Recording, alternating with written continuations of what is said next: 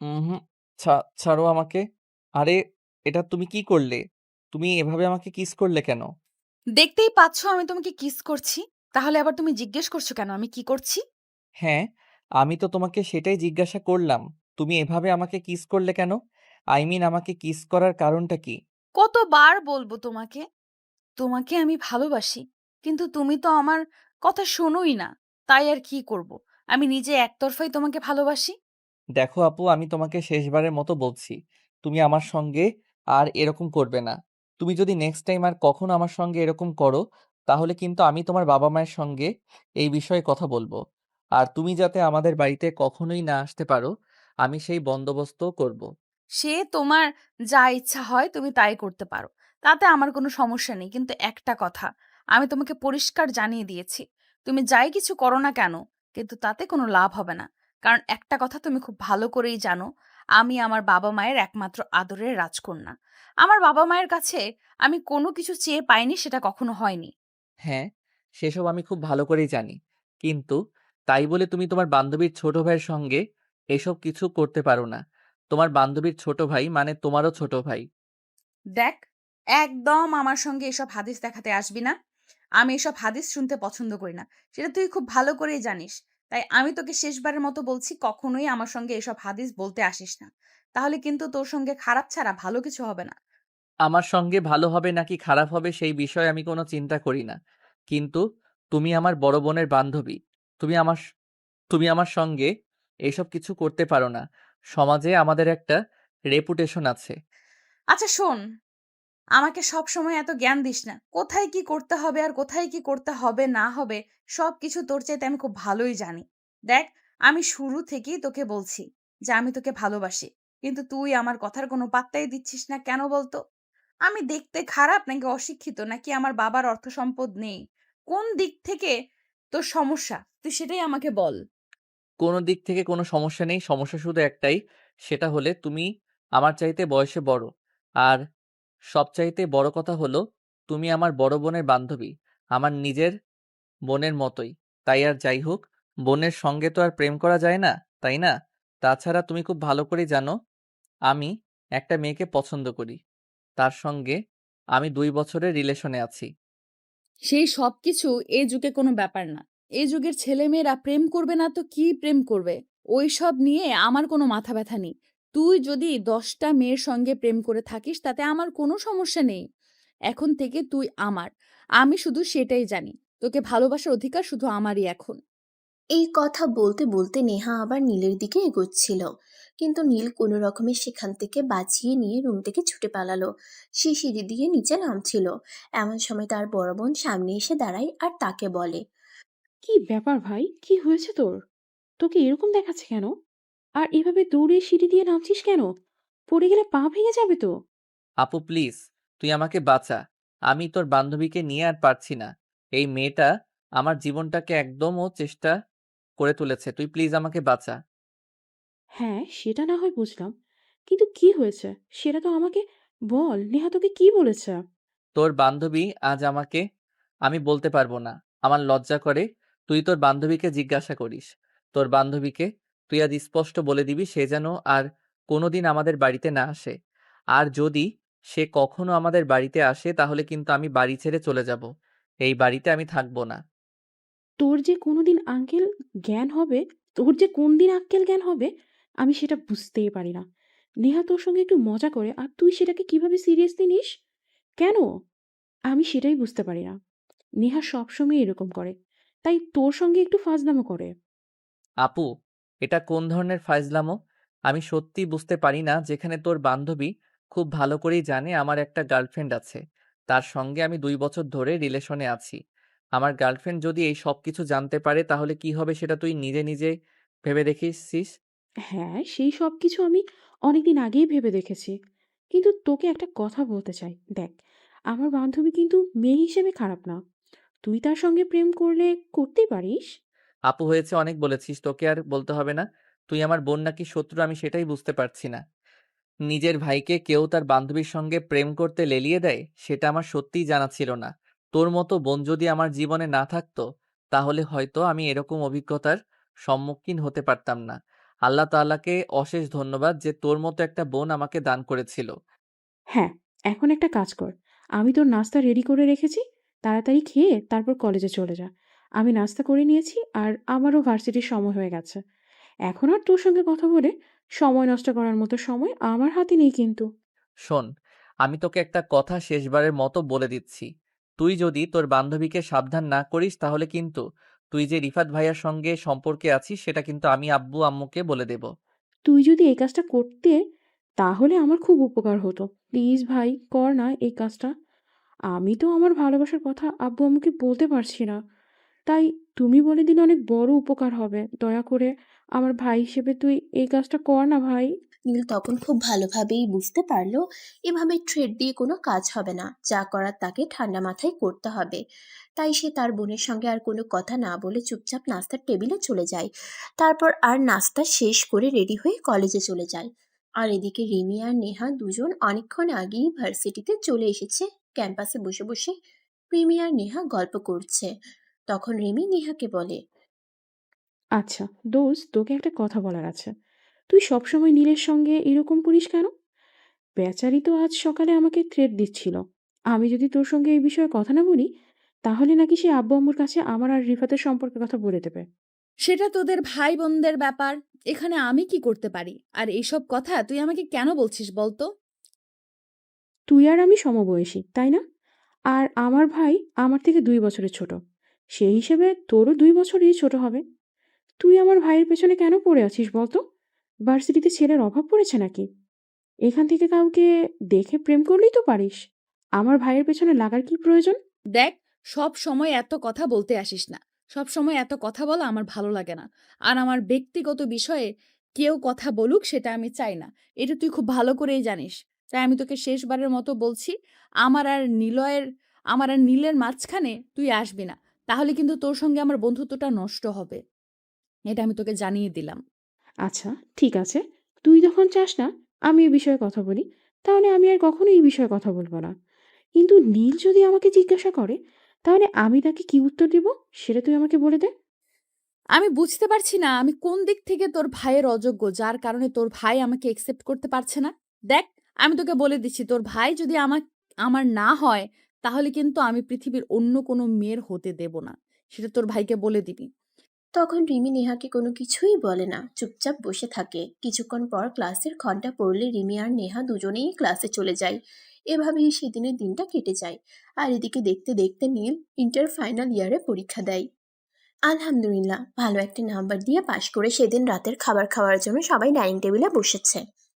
এমন সময় নীলের বাবা নীলকে বলে, তা নীল, এবার তো তোমার ভার্সিটিতে ভর্তি হতে হবে। সে বিষয়ে তুমি কোনো কিছু ভেবেছো? না বাবা, এখনো সেরকম কোনো কিছু চিন্তা করিনি। তবে আমি চিন্তা করছি আমি এখন চট্টগ্রামে চলে যাব। সেখানে থেকে পড়াশোনা করব। তোমার কি মাথা খারাপ হয়ে গেছে নাকি? আমি তো সেটাই বুঝতে পারছি না। যেখানে আমাদের পুরো পরিবার ঢাকা শহরে আছে, সেখানে তুমি চট্টগ্রামে কেন যাবে? আর সেখানে তো আমাদের কেউ নেই। সেখানে তোমার দেখাশোনা কে করবে? আর তোমার খাবারের বন্দোবস্তই বা কে করবে? তুমি তো বাইরের খাবার খেতে পারো না। নীলের এই কথাটা বলার পেছনে অন্যতম কারণ হলো ভালো করেই জানে তার বাবা তাকে তার বোন যে ভার্সিটিতে পড়াশোনা করে সেই ভার্সিটিতে ভর্তি হতে বলবে। কিন্তু সে যদি সেখানে ভর্তি হয় তাহলে তাকে নেহার অত্যাচার প্রত্যেকদিন সহ্য করতে হবে। কিন্তু সে এটা কোনোভাবেই করতে পারবে না, তাই আর কি। যাই হোক, বাবার কথা শুনে নীল বলল, না বাবা, সেরকম কোনো সমস্যা হবে না। আমি ছেলেমানুষ, আমাকে সব রকম পরিস্থিতির সম্মুখীন হতে শিখতে হবে। তাই আমি সিদ্ধান্ত নিয়েছি আমি চট্টগ্রাম থেকে পড়াশোনা করব। আর নিজের খাবারের বন্দোবস্ত নিজেই করব। একদমই না। তুমি বলবে আর আমি তোমাকে চলে যেতে দেব? এটা কখনোই হতে পারে না। আমি তোমার বাবা, তোমার বিষয়ে সকল সিদ্ধান্ত নেওয়ার একমাত্র অধিকারী আমি। তাই আমি তোমাকে যেটা বলবো, তোমাকে সেটাই শুনতে হবে। তোমার চট্টগ্রাম যাওয়া চলবে না। তোমাকে ঢাকায় থাকতে হবে এবং এখানে থেকেই পড়াশোনা করতে হবে। দেখো বাবা, আমি তোমার ছেলে। আমার মতামতটা কেউ তো তোমাকে গুরুত্ব দিতে হবে। তাই বলছিলাম কি, আমি চট্টগ্রামে থেকেই পড়াশোনা করি। তাছাড়া এটা আমার একটা স্বপ্ন। আমি শহরের বাইরে থেকে, বাবা মায়ের থেকে আলাদা থেকে নিজের সবকিছু নিজে কন্ট্রোল করে তারপর আমার পড়াশোনা চালাবো। তুমি এখনো অনেক ছোট, তোমার নিজের সিদ্ধান্ত নেওয়ার মতো বয়স হয়নি। তাই তুমি চাইলেও আমি তোমাকে এটা করতে দেব না। তোমাকে এখানেই থাকতে হবে। তাই আই অ্যাম সো সরি। তোমার এই কথাটা আমি রাখতে পারলাম না। তুমি আমাকে ক্ষমা করে দাও। আর রিমি, তোমাকে বলছি তুমি আগামীকালকেই তোমার প্রিন্সিপাল স্যারের সঙ্গে কথা বলে রাখবে। আমি আগামী পরশুদিনকে নিয়ে তোমাদের ইউনিভার্সিটিতে যাব। নীলকে তোমাদের ইউনিভার্সিটিতে ভর্তি করাবো। বাবার কাছ থেকে এই কথা শুনে নীলের মাথায় একদম আকাশ ভেঙে পড়ার মতো অবস্থা। সে তো কোনোভাবেই এই ইউনিভার্সিটিতে পড়াশোনা করবে না। কিন্তু সে তো তার বাবাকেও এই কথা বোঝাতে পারবে না। কারণ তার বাবা যেটা সিদ্ধান্ত নেন তিনি সেটাই করেন। এখন নীল কি করবে কিছুই ভেবে পাচ্ছে না। কারণ নেহা আর এই রিমি দুজনে একই ভার্সিটিতে পড়াশোনা করে। তোমার নীল যদি এই ইউনিভার্সিটিতে ভর্তি হয় তাহলে নেহার জ্বালাতন তাকে সহ্য করতে হবে। কিন্তু এই কথা সে তার বাবাকেও বলতে পারছে না, তাই সে তার বাবাকে বলে। বাবা, প্লিজ তুমি দয়া করে আমার সঙ্গে এরকমটা করো না। আমি তোমাকে যেটা বলছি তুমি সেটা বোঝার চেষ্টা করো। আমি এখানে পড়াশোনা করতে পারবো না। আমার ভালো লাগে না ঢাকা শহরে। আমার কথার পরে কেউ কথা বলুক সেটা আমি পছন্দ করি না। এটা তুমি খুব ভালো করেই জানো। তাই আমি তোমাকে শেষবারের মতো বলছি, আমি তোমাকে যেটা বলছি তোমাকে সেটা মেনে নিতে হবে। এর অন্যথা হবে না। আপু প্লিজ তুমি বাবাকে একটু বুঝিয়ে বলো আমি এখানে পড়াশোনা করতে চাই না। প্লিজ, প্লিজ একটু বাবাকে বলো আমি চট্টগ্রাম থেকে পড়াশোনা করতে চাই নয়তোবা অন্য কোনো শহরে। দেখ, বাবার মুখের উপর আমি কখনো কথা বলিনি। সেখানে তুমি কথা বলবে, এটা আমার কল্পনার বাহিরে ছিল। যাই হোক, তারপরও আমি তোকে যেটা বলছি সেটা শোন। বাবা যেটা সিদ্ধান্ত নিয়েছে, চিন্তা ভাবনা করেই সিদ্ধান্ত নিয়েছে। তাই আমি বললাম বাবার সিদ্ধান্তকে সম্মান করা উচিত। তার মানে হলো আপু তুইও আমাকে কোনো সাহায্য করবি না তাই তো? আচ্ছা ঠিক আছে, আমিও দেখি তোরা কে আমার সঙ্গে কতটুকু করতে পারিস। আল্লাহ পাক আমাকে ধৈর্য দান করুক। হ্যাঁ, সেটাই। এখন কথা না বলে তাড়াতাড়ি খাবারটা শেষ কর। রাত অনেক হয়েছে, ঘুমাতে হবে। তখন কেউ আর কোনো কথা না বলে চুপচাপ যে যার যার মতো খাওয়া দাওয়া শেষ করে নিজেদের রুমে চলে গেল। এরপর চলে গেল আরো 2 দিন। সেদিন সকালবেলা ঘুম থেকে উঠেই নীলের বাবা নীলকে ডাকতে থাকে। এই নীল, নীল, তুমি এখনো ঘুমাচ্ছ কেন? তোমাকে তো সেদিনই বলেছিলাম আজ তোমাকে ইউনিভার্সিটিতে ভর্তি করাতে নিয়ে যাব। কিন্তু তুমি এত বেলা পর্যন্ত ঘুমাচ্ছ কেন? বাবা প্লিজ, আমি তোমাকে শেষবারের মতো রিকোয়েস্ট করে বলছি, আমাকে তুমি এই ইউনিভার্সিটিতে ভর্তি করিও না। এখানে পড়াশোনা করতে আমার একদমই মন চাইবে না। তাই আমি তোমাকে শেষবারের মতো রিকোয়েস্ট করে বলছি, তুমি আমাকে অন্যত্র ভর্তি করানোর চিন্তা করো। তোমার সাহস দেখে আমি অবাক না হয়ে পারছি না।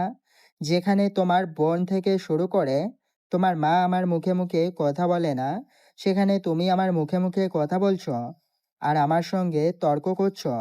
এটা তো আমি জাস্ট ভাবতেই পারছি না। তুমি ঠিক 30 মিনিটের মধ্যে ফ্রেশ হয়ে রেডি হয়ে নিচে আসবে। তারপর আমি তোমাকে নিয়ে ইউনিভার্সিটিতে ভর্তি করাতে যাব। এটাই আমার শেষ সিদ্ধান্ত। এরপর আমি আর কোনো কথা শুনতে চাই না।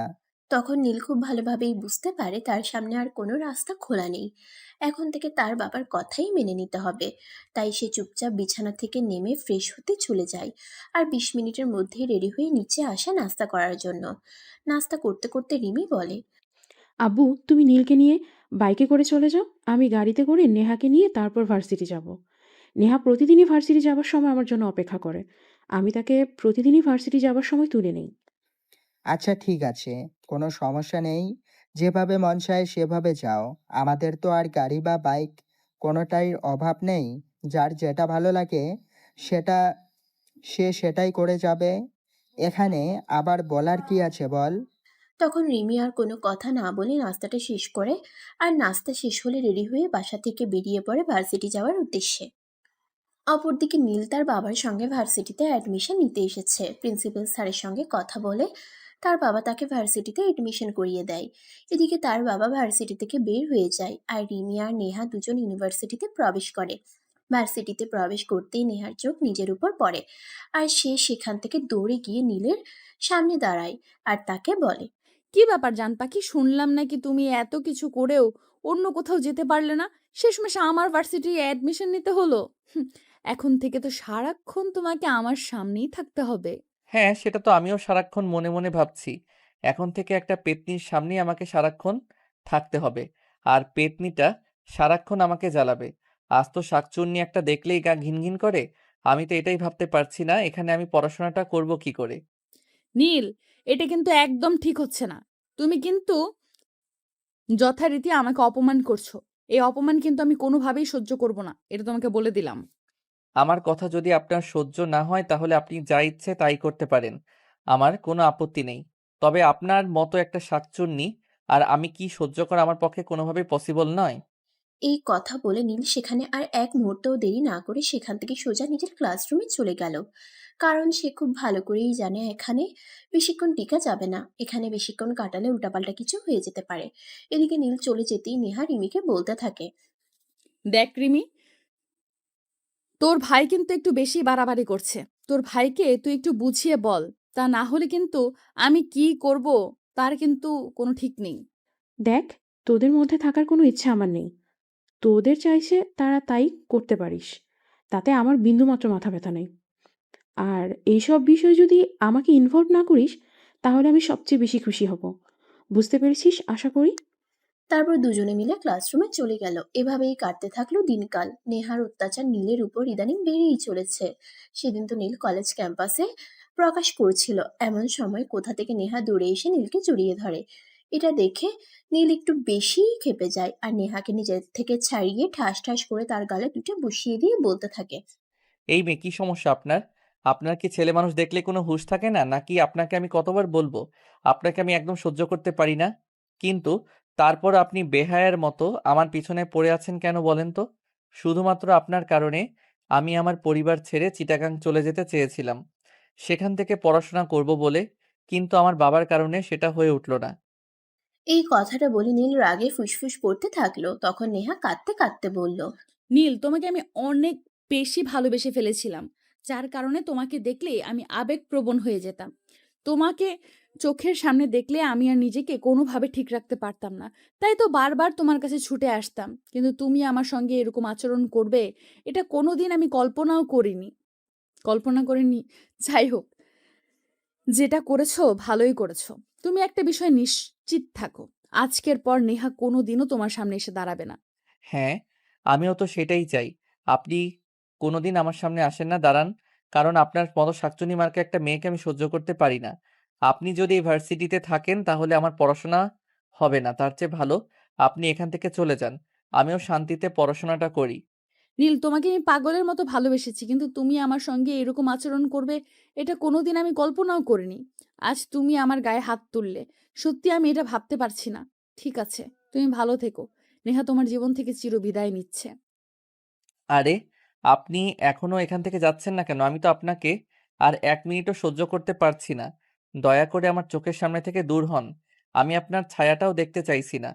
নীলের এহেন অপমান নেহা আর নিতে পারছিল না। তাই সে আর কারোর সঙ্গে কোনো কথা না বলে দ্রুত ভার্সিটি থেকে বের হয়ে বাসায় চলে গেল। তবে এই বিষয়ে রিমি কিছু জানতো না। যখন ভার্সিটি ছুটি হলো তখন রিমি গেটের বাইরে দাঁড়িয়ে নেহার জন্য অপেক্ষা করছিল। বেশ কিছুক্ষণ পরে নীল ভার্সিটি থেকে বের হয়ে তখন রিমিকে সেখানে দাঁড়িয়ে থাকতে দেখে নীল বলে, কি ব্যাপার আপু? ভার্সিটি ছুটি হয়েছে অনেকক্ষণ। এখানে দাঁড়িয়ে আছিস কেন? নেহা কোথায়? নেহাকে দেখছি না কেন? শেষ পিরিয়ডের ক্লাসেও থেকে নেহা শেষ পিরিয়ডের ক্লাসেও থাকে, ক্লাসে দেখলাম না। নেহা কোথায় গিয়েছে? কিছু বলতে পারিস?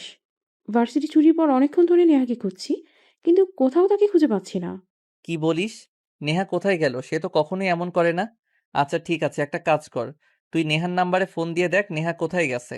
তখন রিমি আর এক মুহূর্তও দেরি না করে সঙ্গে সঙ্গেই নেহার নাম্বারে ফোন দেয়। কিন্তু নেহার নাম্বার সুইচ অফ বলছে। এই কথাটা শোনা মাত্রই নীলের মাথা ঘুরতে শুরু করেছে। সে কি করবে আর কি বলবে কিছুই ভেবে পাচ্ছে না। কারণ এখন সে নেহার গায়ে হাত তুলেছিল, তবে কি সেই কারণেই নেহা কিছু একটা করে বসেছে? তখন নীল রিমিকে বলতে থাকে, আপু, আমি তো কিছুই ভাবতে পারছি না। এই সময় নেহা কোথায় গেল? একটা কাজ করো, চলো নেহাদের বাড়িতে যাওয়া যাক। সেখানে গিয়ে দেখি নেহার কোনো খোঁজ খবর পাওয়া যায় কিনা। হ্যাঁ, ঠিক আছে, তুই এখনই আমার সঙ্গে চল। আচ্ছা, একটা কথা বলতো, তুই আবার নেহাকে কিছু বলিসনি তো? আমার কেন জানি না তোর প্রতি সন্দেহ হচ্ছে। মনে হচ্ছে তুই নেহাকে কিছু বলেছিস। কি বলতে যাব? আসলে হয়েছে কি, তখন নেহা ক্যাম্পাসের সবার সঙ্গে আমাকে জড়িয়ে ধরেছিল। আমি নিজেকে কন্ট্রোল করতে না পেরে নেহাকে ২টা চড় মেরেছিলাম। বলেছিলাম আমার চোখের সামনে থেকে দূর হয়ে যেতে। এসব তুই কি বলছিস? আমি তো ভাবতেই পারছি না তুই এমন কাজ করতে পারিস। তুই জানিস নেহা কষ্ট পেলে নিজেকে কতটা কঠিন করতে পারে? এক্ষুনি বাইক স্টার্ট কর, আমাকে নেহাদের বাড়িতে নিয়ে যাবি। গিয়ে দেখে নেহা কি করছে। আমি তো ভাবতেই পারছি না এসব কিছু। তখন নীল আর কোনো কথা না বলে চুপচাপ সঙ্গে সঙ্গেই বাইক স্টার্ট দিল। আর কিছুক্ষণের মধ্যে নেহাদের বাড়িতে এসে পৌঁছালো। ২-৩ বার কলিং বেল চাপ দেওয়ার পর মধ্যবয়সী একজন মহিলা এসে দরজা খুলে দিলেন। তাকে সালাম দিয়ে জিজ্ঞাসা করলো, আসসালামু আলাইকুম আন্টি, আমি রিমি, নেহার বন্ধু। নেহা কি বাড়িতে আছে? আসলে ভার্সিটির ছুটির পর তাকে কোথাও খুঁজে পাচ্ছিলাম না। আর তার ফোনে ফোন দিয়েছি, ফোন সুইচ অফ বলছে। তাই আপনাদের বাড়িতে চলে আসা। আমি তো এই ব্যাপারে কিছুই বলতে পারবো না। নেহা যখন বাড়িতে এসেছিল তখন আমি জিজ্ঞাসা করলাম কি হয়েছে। সে বলল তার নাকি শরীর খারাপ লাগছে। তখন থেকেই সে রুমে গিয়ে দরজা বন্ধ করে আছে। আমি তাকে একবার ডাকতে গিয়েছিলাম কিন্তু সে আমার ডাকে কোনো সাড়া দেয়নি। ঠিক আছে আন্টি, কোনো সমস্যা নেই। আমি রুমে গিয়ে নেহার সঙ্গে কথা বলছি। আর নীল, তুই ড্রয়িং রুমে বসে অপেক্ষা কর, আমি ফিরে না আসা পর্যন্ত। রুমে গিয়ে দেখতে পাই নেহা বিছানায় শুয়ে শুয়ে কান্না করছে। রিমি তার পাশে গিয়ে বসে কাঁধের উপর হাত রেখে বলে, কি রে নেহা, কি হয়েছে তোর? এভাবে ভার্সিটি থেকে কিছু না বলে চলে আসলি কেন? আর এখন এভাবে কান্না করছিস কেন? কার সঙ্গে ঝগড়া হয়েছে নাকি? দোস্ত, আমি আর এখানে থাকবো না রে। আগামীকালকে আমি শহর ছেড়ে চলে যাচ্ছি অনেক দূরে। যেখানে গেলে আমার পরিচয়, আমার পরিচিত কেউ আমাকে দেখতে পাবে না। পরিচিত কারোর সামনে কখনোই আমাকে পড়তে হবে না। আর ভালোবাসার মানুষ তো অনেক দূরের কথা। কেন, কি হয়েছে তোর? সামনেই ফাইনাল ইয়ারের এক্সাম। আমার এখন এসব কথা তুই কেন বলছিস?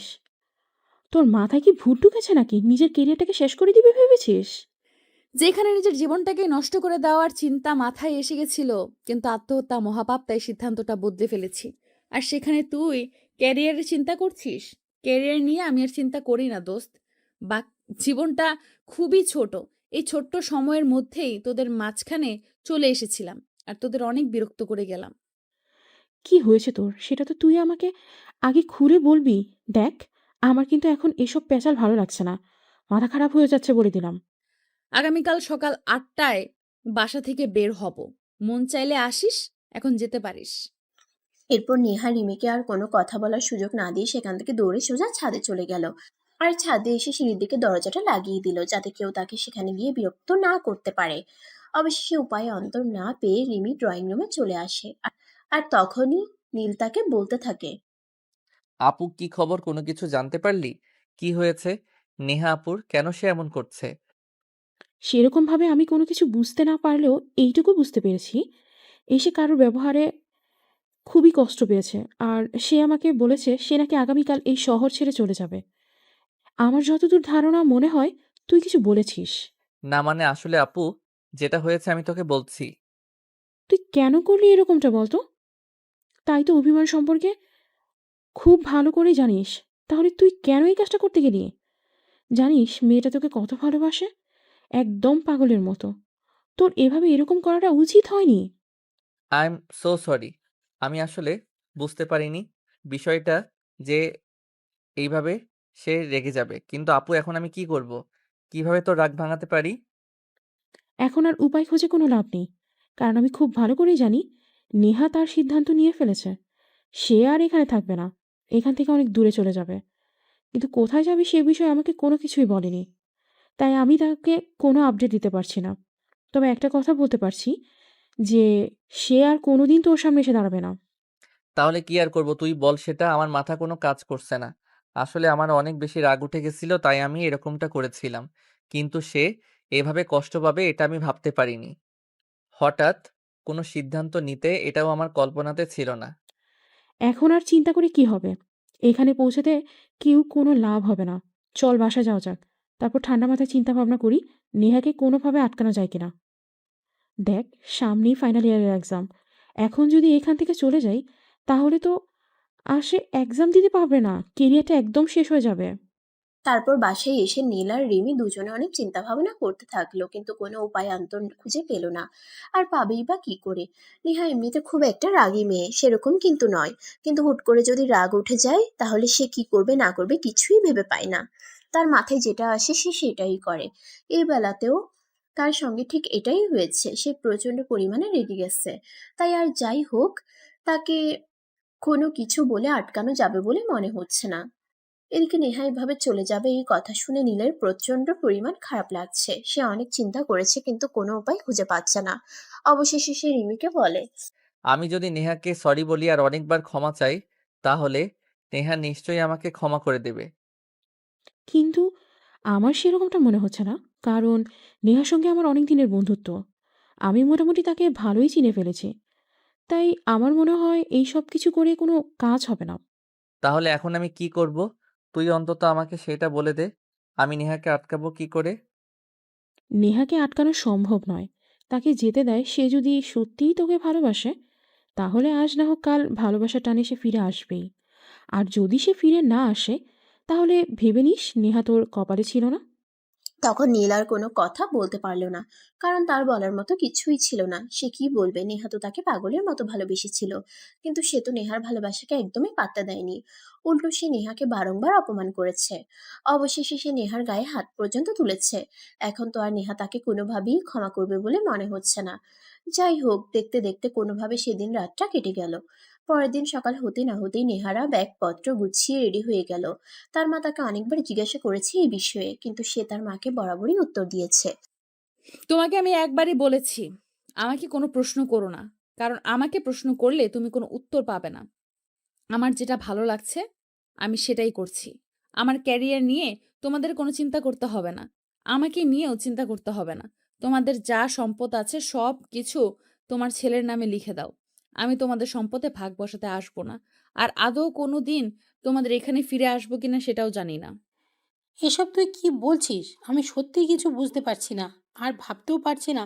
তোর কি সত্যি সত্যিই এবার মাথা খারাপ হয়ে গেছে? তুই এমন পাগলের মতো প্রলেপ কেন করছিস? বলবি না আমাকে? আমি কোনো কৈফিয়ত দিতে বাধ্য নই। আমি ওই আমি এই বাড়ি থেকে চলে যাচ্ছি। কিন্তু তোমাদের টাকা-পয়সা নিয়ে যাচ্ছি না।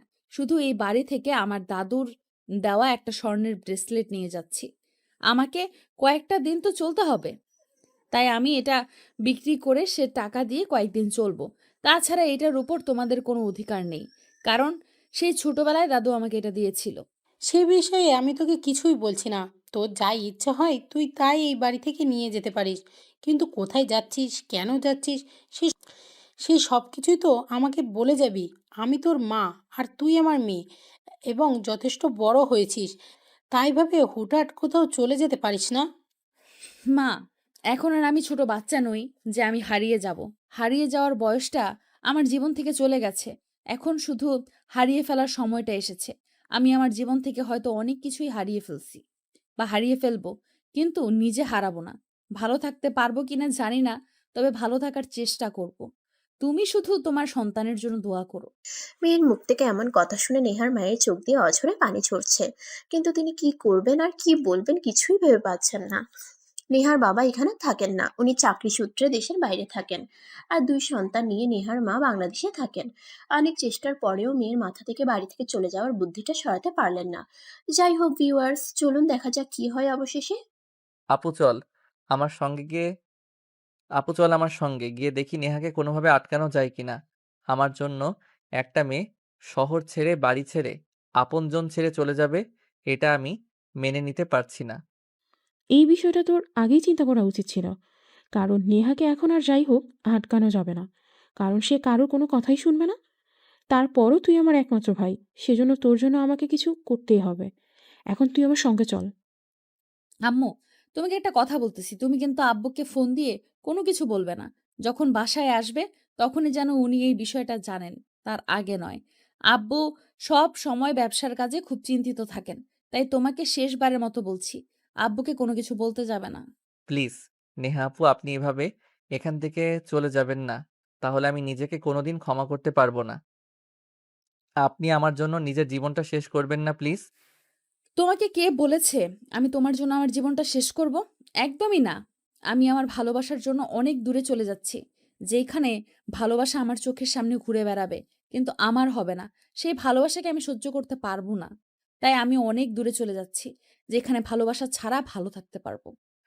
নেহা আপু, প্লিজ আমি আপনাকে শেষবারের মতো রিকোয়েস্ট করে বলছি। আপনি প্লিজ আপনার সিদ্ধান্ত থেকে বেরিয়ে আসুন। এভাবে হঠাৎ কোনো সিদ্ধান্ত নিবেন না যেটা আপনার জন্য ক্ষতিকর হবে। নীল প্লিজ আমাকে বাধা দিও না। যাত্রাপথে বাধা দিতে নেই। আমি তোমার জন্য এখান থেকে চলে যাচ্ছি না। আমার ভালো লাগছে তাই চলে যাচ্ছি। এখানে তোমার কোনো দোষ নেই। তুমি অযথাই নিজেকে দোষী সাব্যস্ত করো না। ভালো থেকো। দোয়া করি জীবনে ভালো কাউকে জীবনসঙ্গী হিসেবে পাও। এদিকে অতঃপর নেহা আর কোনো উত্তরের অপেক্ষা না করে সেখান থেকে বের হয়ে চলে গেল। কোথায় যাবে সে বিষয়ে বাড়ির কাউকেই কোনো কিছু বলেনি। এমনকি তার কলিজার বান্ধবী রিমিকেও সে এই বিষয়ে কোনো কিছু বলেনি। ইহা বাসা থেকে বের হয়ে যাওয়ার কিছুক্ষণ পর রিমি আর নীল দুজনেই তাদের বাড়িতে চলে আসে। এরপর চলে গেল অনেক দিন। ইতিমধ্যে রিমির বিয়ে হয়ে গেছে আর নীল তার বাবার কোম্পানিতে জয়েন করেছে। আজ নীল তার ব্যবসার কাজে একটু সিলেট যাবে, তাই সকালবেলা ঘুম থেকে উঠেই ফ্রেশ হয়ে নাস্তা করে সিলেটের উদ্দেশ্যে রওনা দিয়ে দিল। বাসা থেকে বের হতেই আজ তার কেন জানি না নেহার কথা খুব মনে পড়ছে। কোথায় আছে, কেমন আছে, এতদিন হয়ে গেল। নেহা মায়ের সঙ্গে অনেকবার যোগাযোগ করা হয়েছে, কিন্তু নেহার পরিবারের সঙ্গে সে যোগাযোগ রাখলেও কখনো এটা তার পরিবারকে জানায়নি সে কোথায় আছে। তাই এই বিষয়ে কেউ কোনো আপডেট দিতে পারে না। আনমনে নীল বসেছিল, তখনই তার ড্রাইভার তাকে বলল, কি ব্যাপার স্যার, আপনার কি হয়েছে? আপনি এভাবে আনমনে হয়ে বসে আছেন কেন? আপনাকে তো কখনো এরকম হতে দেখিনি। না, সেরকম কিছু নয়। আসলে আমার অতিথির একটা দিনের কথা আজ খুব মনে পড়ছে। তাই যাই হোক, এসব বিষয়ে আমি তোমার সঙ্গে আলোচনা করতে চাই না। তুমি তাড়াতাড়ি গাড়িটা চালাও। কারণ মিটিং এর টাইম হয়ে আসছে। হ্যাঁ স্যার, আমি গাড়ি চালাচ্ছি, তবে আপনাকে এইভাবে আনমনে বসে থাকবো দেখলে আমার না খুব খারাপ লাগে। আপনি প্লিজ এভাবে আনমনে বসে থাকবেন না, নিজেকে একটু রিফ্রেশ করুন। আমি একদম ঠিক আছি। এই বিষয়ে আপনাকে কোনো চিন্তা করতে হবে না। আর মেয়েদের খারাপ আপনাকে সেই অফিসের লোকেশনটা দিয়েছিল তো? সেই অফিসে আমরা আজ মিটিং এ যাচ্ছি। হ্যাঁ, ম্যানেজার সাহেবের দিতে মনে ছিল না, কিন্তু আমি নিজের থেকে ওনার কাছ থেকে লোকেশনটা চেয়ে এনেছি, কারণ আমি তো আজকের আগে কখনো এখানে আসিনি। তাই এখানকার কোনো কিছু সেরকম চেনা জানা নেই, তাই দরকার লাগবে বলে আমি নিয়ে এসেছি। আর হ্যাঁ, আমরা কিন্তু আমাদের লোকেশনের খুব কাছাকাছি চলে এসেছি। এখান থেকে হয়তো আমাদের লোকেশনে পৌঁছতে আর 1 ঘন্টার মতো সময় লাগবে। তুমি ড্রাইভার সাহেব জানে না মানে একটা বিষয় খুব অবাক লাগছে। ওই কোম্পানির নাম নেহা গ্রুপ অফ কোম্পানি কেন? স্যার, এইসব বাচ্চাদের মতো প্রশ্ন আমি আর নিতে পারছি না। ওই কোম্পানির মালিকের নাম হয়তো নেহা, তাই ওনার কোম্পানির এই নামকরণ করা হয়েছে। কিন্তু আপনি এমন বাচ্চাদের মতো প্রশ্ন কেন করছেন? আমি তো সেটাই বুঝতে পারছি না। আসলে আমি এই প্রশ্নটা করছি তার একটাই কারণ, এই নামটা আমার খুবই পরিচিত। কিন্তু আদৌ কি এই নামের মানুষটাই আমার সেই পরিচিত মানুষটা? আপনি এত চিন্তিত কেন হচ্ছেন? আমি সেটা বুঝতে পারছি না। এই নামে আপনার যদি কেউ পরিচিত কেউ থাকে, তাহলে আমরা যে কোম্পানির সঙ্গে ডিল করতে যাচ্ছি, সেই কোম্পানির এমডির কি সম্পর্ক থাকতে পারে? তাছাড়া হতেও পারে এই মেয়েটাকে পরিচিত কেউ নয়। ভাই, এমনও হতে তো পারে আমরা যেই কোম্পানির সঙ্গে ডিলই করতে যাচ্ছি, আপনার নামের সেই মানুষটা হয়তো এই কোম্পানির এমডি। হ্যাঁ, আমারও কেন জানি না বারবার এরকম কিছুই মনে হচ্ছে। কিন্তু এখনো পর্যন্ত কনফার্ম হয়ে কোনো কিছুই বলতে পারছি না।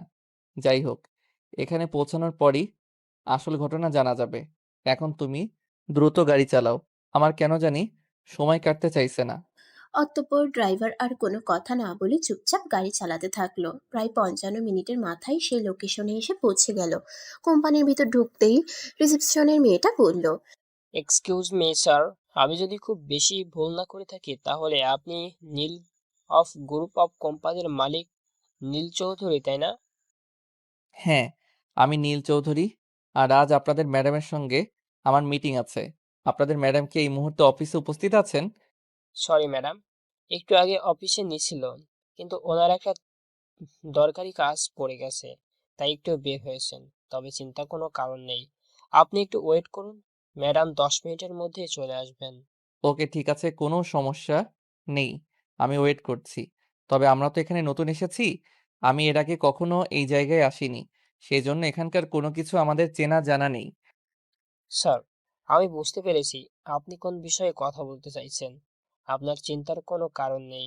ম্যাডাম আমাকে আগেই বলেছিল আপনাদের জন্য গেস্ট ইউজার রুম বুক করে রাখতে। আমাদের অফিস থেকে 5 মিনিট পর একটা ভালো গেস্ট হাউস আছে, আর আমি সেইখানে আপনাদের থাকার ব্যবস্থা করছি। তাছাড়া ম্যাডাম আমাকে আরো বলেছে ম্যাডামের বাসা অফিস থেকে কাছে, আপনারা চাইলে ম্যাডামের বাসাও অতিরিক্ত গ্রহণ করতে পারেন। এতে ম্যাডামের কোনো প্রবলেম হবে না। না চেনার কোনো প্রয়োজন হবে না, আমরা গেস্ট হাউসে থাকতে পারবো, আমাদের কোনো প্রবলেম নেই। যাই হোক, আপনি প্লিজ একবার আপনার ম্যাডামকে কল করে নিন, জানিয়ে দিন আমরা চলে এসেছি। এরপর রিসেপশনের মেয়েটা নীল ওয়েটিং রুমে বসে অপেক্ষা করতে থাকলো। প্রায় 10 মিনিট পরে রিসেপশনের মেয়েটা বলল, ম্যাডাম চলে এসেছেন, আপনাকে ওনার কেবিনে যেতে বলেছেন। আপনি প্লিজ আমার সঙ্গে আসুন, আমি আপনাকে ম্যাডামের কেবিন পর্যন্ত পৌঁছে দিচ্ছি। এখন ঋষি নীলকে নেহার কেবিন পর্যন্ত পৌঁছে দিয়ে সেখান থেকে চলে গেল। নীল কেবিনের দরজার সামনে দাঁড়িয়ে দেখতে পেল একটা মেয়ে খুব মনোযোগ সহকারে ল্যাপটপে কাজ করছে, কিন্তু তার সামনে ল্যাপটপ থাকায় তার চেহারাটা ভালোভাবে বোঝা যাচ্ছে না। তাছাড়া মেয়েটা সানগ্লাস পরা, তাই সে দরজার সামনে দাঁড়িয়েই বলল, এক্সকিউজ মি ম্যাডাম, আমি নীল গ্রুপ অফ ইন্ডাস্ট্রিজের একমাত্র মালিক নীল চৌধুরী। প্লিজ আপনি ভেতরে আসুন, আমি একটু জরুরি কাজে বাইরে চলে গেছিলাম, তাই আপনার সঙ্গে সময় মতো দেখা করতে পারিনি, তার জন্য আমি খুবই দুঃখিত। কথাটা বলতে বলতে নেহা মুখ তুলে তাকায়, আর নেহার চেহারা দেখতে পেয়ে নীল তো একেবারে অবাক, একদম থমকে যায়। আর সে বলতে থাকে, আরে না, আপনি এখানে, আমি তো ভাবতেই পারছি না। জানেন, আপনি ঢাকা থেকে চলে আসার পর আপনাকে খোঁজার জন্য কত চেষ্টা করেছি, কিন্তু কোথাও খুঁজে পাইনি। আজ ভাগ্যক্রমে ক্লায়েন্ট মিটিং করতে এসে এভাবে আপনার সঙ্গে আমার দেখা হয়ে যাবে, এটা তো আমার কল্পনার অতীত ছিল। মিস্টার নীল, এত অবাক হওয়ার কিছুই নেই। আসলে ভাগ্য কাকে কখন কোথায় নিয়ে যায় সেটা বলা যায় না। সেদিন, যেদিন আমি ঢাকা থেকে চলে এসেছিলাম, সেদিন ভেবেছিলাম আর কিছু পারি আর না পারি, হয়তো কিছু একটা করে নিজের পেট তো চালাতে পারবো। তাই সেদিন থেকে নিজের ভাগ্যের সঙ্গে যুদ্ধ করতে শুরু করি। আর যুদ্ধ করতে করতে আজ আমি এই জায়গায় এসে পৌঁছেছি। আপনি জেনে খুবই অবাক হবেন। আমি আপনার সঙ্গে সবকিছু জেনে শুনে কিন্তু আপনাকে ক্লায়েন্ট মিটিংয়ে দেখেছি। আরও একটা খুশির খবর আছে। আগামী সপ্তাহে কিন্তু আমি আবার বাবার সঙ্গে ক্লায়েন্ট মিটিংয়ে করতে যাচ্ছি। কিন্তু আমার বাবা আমার পরিচয় জানে না। মানে, আপনি কি বলছেন আমি কিছুই বুঝতে পারছি না।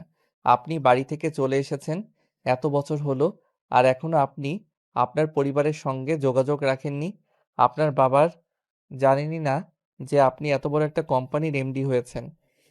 যেখানে আমার ভালোবাসার মানুষই আমাকে বুঝলো না, সেখানে আমি পরিবার দিয়ে আর কি করব? তাই এই পর্যন্ত আসার পরেও আমি আমার পরিবারকে কোনো কিছুই জানানোর প্রয়োজন মনে করিনি। যাই হোক, আপনি কি আপনার কোম্পানির কাজটা আমাদের দিচ্ছেন?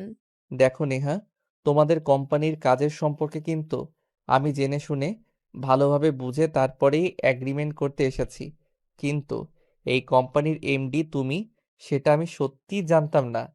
এখন তো তুমি জানো এই কোম্পানির এমডি আমি। এখন তোমার সিদ্ধান্ত কি? তুমি কি তোমার কোম্পানির কাজ আমাকে দিয়ে করাবে নাকি বাতিল? নেহা, তুমি আজকে আমার সঙ্গে ঢাকায় চলো। তোমার মা তোমাকে ছাড়া অনেক খারাপ আছে। তুমি তো, তোমার বাবা, আমায় একমাত্র সন্তান, তোমার বাবা দেশের বাইরে থাকেন, তোমার মা একা একা খুব খারাপ সময় কাটাচ্ছে। না, সেখান থেকে চলে এসেছি। সেখানে যাওয়ার পিছুটান নেই। তাছাড়া আরো একটা কথা, আমি খুব তাড়াতাড়ি বিয়ে করতে চলেছি। মানে এসব কি বলছো তুমি? আমি কিছুই বুঝতে পারছি না। তুমি তো আমাকে ভালোবাসতে, আর আমার ভালোবাসা পাওনি বলেই তো পরিবার ছেড়ে এখানে চলে এসেছিলে। এখন তুমি বিয়ে করতে চলেছো। অনেক, কাকে বিয়ে করছো আর কেন করছো? এত সব কথা এখন বলার সময় নেই, কারণ আমি তোমার পুরো কোম্পানিটার দায়িত্বে আমি একাই আছি। সবকিছু আমাকে একা হাতে সামাল দিতে হয়। তাই এত কথা বলে সময় নষ্ট করতে চাই না। তোমার সঙ্গে আমার কাজের ব্যাপারে এগ্রিমেন্ট করানোর আছে। তুমি যদি তোমার কোম্পানির কাজ আমার কোম্পানিকে নিয়ে করাও বা করাতে চাও, তাহলে এগ্রিমেন্ট করাতে পারো। আর নয়তো আসতে পারো। আমাকে আমার একটা কাজ করতে হবে। এখন তোমার কোনো কাজ নেই। এখন তোমাকে আমার প্রশ্নের উত্তর দিতেই হবে। আমি কিন্তু আমার প্রশ্নের উত্তর না পেলে এখান থেকে কোথাও যাব না। সে তোমার ইচ্ছে, তোমার যা ইচ্ছে হয় তুমি তাই করতে পারো। তাতে আমার কোনো মতামত নেই। ও বেবি, তোমাকে আমি সেই কখন থেকে ফোন করছি, তুমি আমার ফোন তুলছো না কেন? তুমি জানো না তোমার সাথে কথা না বলে আমি থাকতে পারি না, আমার খুব খারাপ লাগে। কোম্পানির কাজ আমি করতে চাই, তাই ওনার সঙ্গে করেছিলাম। তাই তোমার ফোন তুলতে পারিনি। তুমি বিকেলে আমার বাসায় চলে এসো, তারপর তোমার সঙ্গে কথা হবে। নেহা, এসব কি হচ্ছে? এই ছেলেটা এভাবে তোমাকে আমার সামনে কিস করছে কেন? এই ছেলেটার কি না লজ্জা বলতে কিছুই নেই? নীল, এই হচ্ছে আমার বয়ফ্রেন্ড নিলয়। তার সঙ্গে আমি 3 বছর ধরে রিলেশনে আছি। আমরা খুব শীঘ্রই বিয়ে করতে চলেছি। তোমাকে কিন্তু অবশ্যই ইনভাইট করব। চলে এসো। Neha, please stop this nonsense. আমি এসব কিছু আর সহ্য করতে পারছি না, প্লিজ এবার এসব বন্ধ করো। বেবি, এটা কে? আর তোমার আমার মাঝখানে কথা বলছে কেন? তুমি তো আমাকে বলেছিলে তুমি ক্লায়েন্ট মিটিং করছো, কিন্তু এই ছেলে তোমার পার্সোনাল বিষয়ে কেন কথা বলছে সেটা আমাকে বলো। ও বেবি, তোমাকে সবকিছু আমি পরে বলছি। এখন তুমি আসো, আমি মিটিংটা শেষ করে আসি। তুমি তো জানোই আমার কাছে আমার কাজ সবার আগে। আমি আমার কাজের আগে কাউকে প্রায়োরিটি দেই না। তবে এই কথাটা যদি তবে এই কথাটা সত্যি যে উনি সত্যি সত্যি ওনার সঙ্গে আমি নেক্সট কাজের এগ্রিমেন্ট করছি। ওকে বেবি, কোনো সমস্যা নেই, তাহলে এখন আমি আসি, বিকেলে তোমার বাসায় চলে আসবো কিন্তু। আচ্ছা ঠিক আছে, বাই বেবি। ওহে মিস্টার নীল, আপনাকে যেটা বলছিলাম, এখন আপনি কি সিদ্ধান্ত নিলেন না? আপনার কোম্পানির কাজ কি আমাকে দিয়ে করাবেন? না, এক্ষুনি তুমি আমার সঙ্গে ঢাকায় চলো। তুমি আমাকে ভালোবাসো, তুমি আমাকে বিয়ে করবে, আমি ছাড়া তোমার জীবনে অন্য কেউ আসবে না। তাই নাকি মিস্টার নীল? কিন্তু আমি এখন অন্য একজনকে ভালোবাসি। তাকে যেন অন্য কাউকে বিয়ে করা আমার পক্ষে সম্ভব না। আপনি দয়া করে আসতে পারেন। আর আপনার যদি মনে হয় আপনার কোম্পানির কাজটা আপনি আমাকে দিয়ে করাবেন, তাহলেই আপনি আমার সঙ্গে নেক্সট কন্ট্রাক্ট করবেন।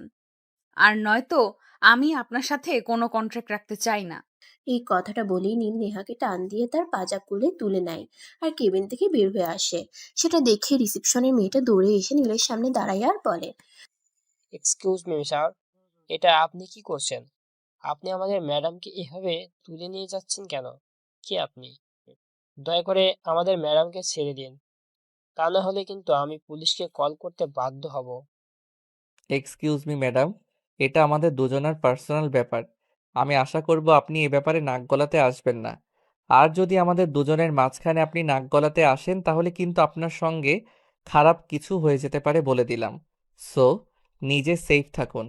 স্যার প্লিজ আপনি ম্যাডামকে ছেড়ে দিন। ম্যাডামের সঙ্গে এরকম কিছু করবেন না। দেখুন, ম্যাডাম একজনকে ভালোবাসে, আর সে যদি জানতে পারে আপনি ম্যাডামের সঙ্গে এসব কিছু করেছেন তাহলে কি হবে আমি জাস্ট ভাবতেই পারছি না। ও তাই নাকি?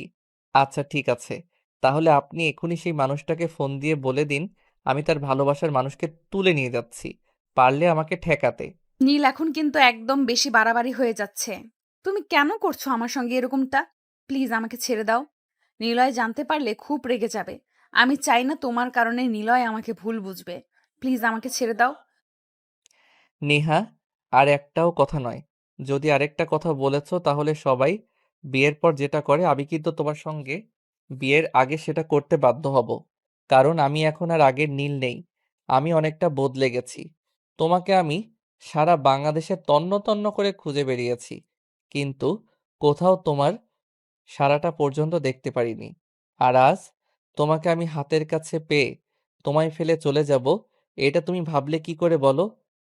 অতঃপর নীল আর কোনো কথা বলার অতঃপর নীল তাকে আর কোনো কথা বলার সুযোগ না দিয়ে সোজা গাড়িতে তুলে নিল আর সেখান থেকে ড্রাইভারকে গাড়ি স্টার্ট করে সোজা ঢাকায় চলে আসতে বলল।